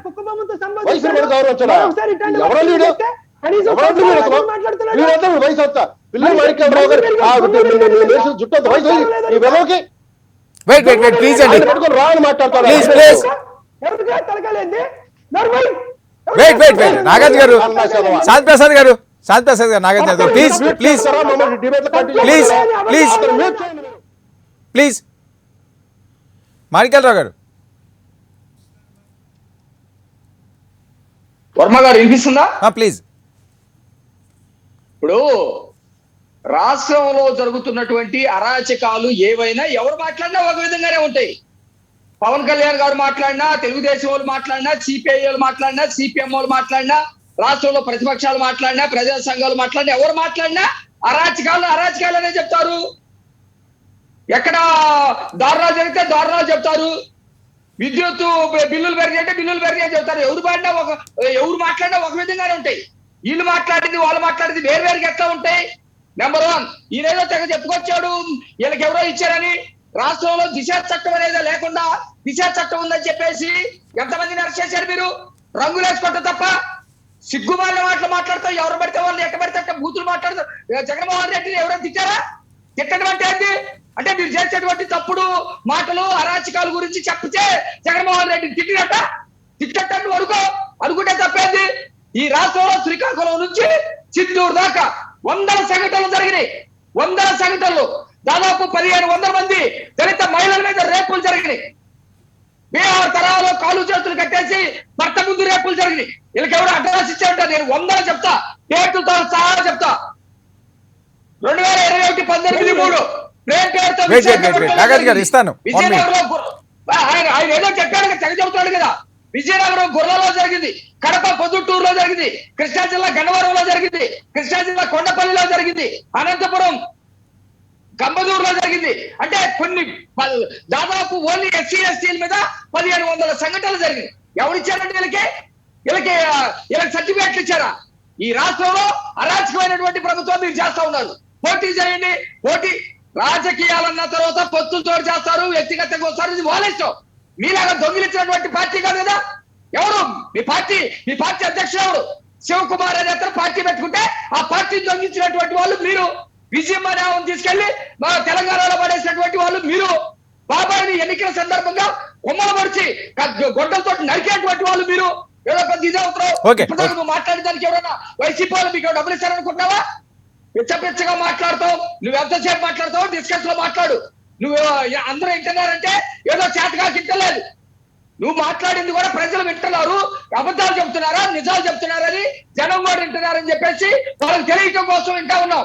అంతేగాని ఎక్కిలి చేష్టలతోటి ఎక్కిలి మాటలతో మాట్లాడితే ఎవడు ఊరుకోరు. ఇక్కడ మీరు చేసింది రాష్ట్రంలో అరాచకమైనటువంటి పరిపాలన. మీరు పెద్ద దొంగలు. జగన్మోహన్ రెడ్డి తిడుతున్నారంటే జగన్మోహన్ రెడ్డి తిట్టేదండి. జగన్మోహన్ రెడ్డికి మాకేమైనా షర్మిలాకి ఆయనకు ఉన్నటువంటి ఆస్తులు కూడా లేకపోతే గొడవలు ఉన్నాయా? ఎవరికి లేవు. బాగు మేము మాట్లాడే చెప్పు బాగు. ఈ రాష్ట్రంలో కౌలు రైతులకు నాగార్జున యాదవ్ గారు మీ వాయిస్ వినిపిస్తున్నది 1 minute. ఈ రాష్ట్రంలో కౌలు చాలా వివక్షగా లెక్కేస్తాం. అట్లాగే మధ్య కల్తీ సాగు చనిపోయినటువంటి వాళ్ళు ఒక పక్కన ఉంటే సాధారణమైనటువంటి మరణాలు చెప్పేసి వాళ్ళని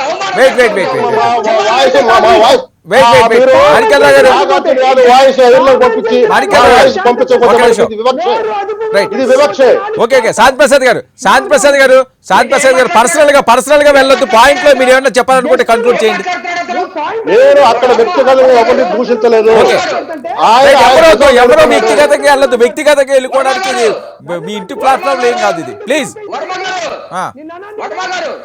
ఒక మాట దయచేసి ఆయన మ్యూట్లో పెట్టండి, లేదా చూపిస్తే వార్నింగ్ ఇస్తాడు. ఇతనంతా ఇతను వైసీపీ పార్టీ అంతా అధికారం ఎంత.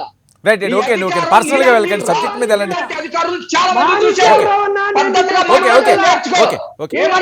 మీరు మాట్లాడుతూ ఓకే శాంతి ప్రసాద్ సింపుల్ గా పాయింట్ మీద కంక్లూడ్ చేయండి. పవన్ కళ్యాణ్ గారు చేసిన ప్రసంగం మీద పర్సనల్ గా వద్దు. పవన్ కళ్యాణ్ గారు చేసిన మాటల మీద మాత్రమే మీరు స్పందించి కంక్లూడ్ చేయండి. లాస్ట్ వేరే అంశాలకు వెళ్తే మాత్రం నేను అలౌ చేయలేను. ఎవరిని అలౌ చేయను పర్సనల్ గా వెళ్తే. ప్లీజ్ శాంతి ప్రసాద్ గారు. ఇందాక మన వైసీపీ సోదరుడు ఒక మాట మాట్లాడారు స్పీచ్ ముందు. ముఖ్యమంత్రి జగన్మోహన్ రెడ్డి గారు కేంద్రానికి వెళ్ళి వినతి పత్రం ఇచ్చారు, మీ కళ్ళకి కనపడలేదా అని అడిగారు. ఇప్పుడు పవన్ కళ్యాణ్ గారి స్పీచ్ గురించి అడిగితే తినబోతు రుచి ఎందుకు అన్న మాట కూడా ఆయన అన్నారు. నేను ఒక ప్రశ్న వేస్తున్నాను. ఇందాక పిల్లి మాణిక్యరావు గారే స్వయంగా చెప్పారు, కేంద్ర మంత్రి స్వయంగా పార్లమెంట్లోనే ప్రకటన చేశారు. ఏనాడు కూడా ఆంధ్రప్రదేశ్ రాష్ట్ర ప్రభుత్వం నుంచి మాకు ఆ పని కావాలి ఈ పని కావాలని వినతి పత్రాలు రాలేదు, ఎప్పుడు కూడా వినతి పత్రాలు అందజేయలేదని పార్లమెంటు సాక్షిగా ఒక సమాధానం చెబుతూ కేంద్ర మంత్రి చెప్పిన మాట. ఈ రోజైనా కానీ ఏ రోజైనా కానీ జగన్ రెడ్డి గారు వెళ్తున్నారు, ఢిల్లీ యాత్ర చేస్తున్నారు, ఏం చర్చిస్తున్నారో ఎవరికి తెలియదు. ప్రధానమంత్రి కార్యాలయం నుంచి ఒక ప్రకటన రాదు. వీళ్ళు పోనీ ముఖ్యమంత్రి గారైనా అక్కడ పత్రికా సమావేశం పెట్టి ఇదిగో మేము ఈ డిమాండ్లు అడిగాము, ఈ డిమాండ్లు పరిశీలిస్తామన్నారు, ఈ డిమాండ్లు భవిష్యత్తులో చూస్తామన్నారు, ఈ డిమాండ్ మీద సానుకూలత వ్యక్తం చేశారు అని ఒక ప్రెస్ మీట్ ఏ రోజు పెట్టిన పాప అనుకోలేదు. పోనీ ఢిల్లీలో పెట్టకపోయినా మన ఆంధ్రప్రదేశ్ రాష్ట్రానికి వచ్చిన తర్వాత అయినా ఒక సమావేశం పెట్టిన పాప అనుకోలేదు. మేము వినతి పత్రం ఇచ్చామంటారు. వినతి పత్రాలు ఇవ్వడానికి మీరెందుకు మీ అక్కడ ఉన్న ఎవరో మీ పార్లమెంట్ సభ్యులు ఇస్తే సరిపోద్ది కదా, మీరు వెళ్ళి ప్రత్యేక ఇవ్వాల్సిన అవసరమే ఉంది. కాబట్టి వినతి పత్రాలు ఇచ్చాము, వాటిని పరిశీలిస్తా అన్నారు, ఇవి కాదు మాకు సమాధానాలు. మీరు ఏం సాధించుకొచ్చారు, ఏం అడిగారు, వీటిని మీరు సవిస్తారంగా రేపు సాక్షి పత్రికలు అచ్చువేయగలరా? రైట్, అది ప్రధానమంత్రి కార్యాలయం నుంచి కూడా ఒక ప్రకటన చేయించగలరా? నిర్మలా సీతారామన్ గారు ఏమని హామీ ఇచ్చారో అది కూడా మీరు నిర్మలా సీతారామన్ గారి ఆఫీస్ నుంచి ఒక ప్రకటన విడుదల చేయించగలరా? రైట్ సార్ హేతుబద్ధంగా అడుగుతున్నాను. ఓకే నాగేశ్వర గారు సింపుల్ గా సార్ 28 జూలై 2021 కేంద్ర మంత్రి నిత్యానందరాయ్ గారు ఆంధ్రప్రదేశ్ రాష్ట్ర ప్రభుత్వం మాకు లేఖ రాసింది, విశాఖ ఉక్కు ఎట్టి పరిస్థితుల్లో ప్రైవేటీకరించొద్దు అని లేఖ రాసిందని నేరుగా చంద్రబాబు నాయుడు గారి ఎంపీలకి స్టార్టెడ్ క్వశ్చన్ మార్క్ కి సమాధానం ఇచ్చింది. మాణిక్యాలరావు అని చెప్పిన మాటే నమ్ముతున్నాను, నిత్యానందరావు మాట నమ్మనని శాంతప్రసాద్ గారు మాట్లాడితే నేనేం సమాధానం చెప్పలేదు. నేను అలా తను సబ్జెక్ట్ మాట్లాడలేక ఆ మాట తను చెప్పట్లేదు. సబ్జెక్ట్ విశాఖపట్నం స్టీల్ ప్లాంట్ గురించి మాట్లాడలేదు. మైండ్ లేదా ముఖ్యమంత్రి గారు రాష్ట్రానికి సంబంధించిన సమస్యల మీద వెళ్ళినప్పుడు ఏం సాధించుకొచ్చారు దాని మీద విశాఖపట్నం స్టీల్ ప్లాంట్ గురించి అడగల. విశాఖపట్నం స్టీల్ ప్లాంట్ మీద మొట్టమొదటి వెళ్ళింది జనసేన అధినేతే. చెప్తాను. వీళ్ళు స్పందించక ముందు స్పందించింది. 7,000 ఎకరాల అమ్మితే విశాఖ స్టీల్ ప్లాంట్ సమస్య తీర్చిపోతున్న ముఖ్యమంత్రి ఎవరు? ఓకే, ఆగండి. వైఎస్ఆర్ కాంగ్రెస్ పార్టీకి సంబంధించి కేంద్ర ఎన్నికల కమిషన్ గాని రాష్ట్ర ఎన్నికల కమిషన్ దేగా అధ్యక్షుడుగా మొట్టమొదటిసారి వచ్చిన పేరు జగన్మోహన్ రెడ్డి గారిదే. రవికుమార్ ఎవరైతే ఉన్నారో మొదట రిజిస్టర్ మాత్రమే చేశారు. రైట్ రైట్, ఓకే అండి. రిజిస్టర్ వ్యక్తి ఈ రోజుకి మా పార్టీలో ఉన్నారు. మా ఓకే, ఓకే. రిజిస్టర్ చేసిన వాడి పేరు పార్టీ ఓడకుండా ఎవరి పేరు party. Okay okay, thank you so much అండి నాగార్జున యాదవ్ గారు చర్చలో పాల్గొన్నందుకు. Thank you Shanti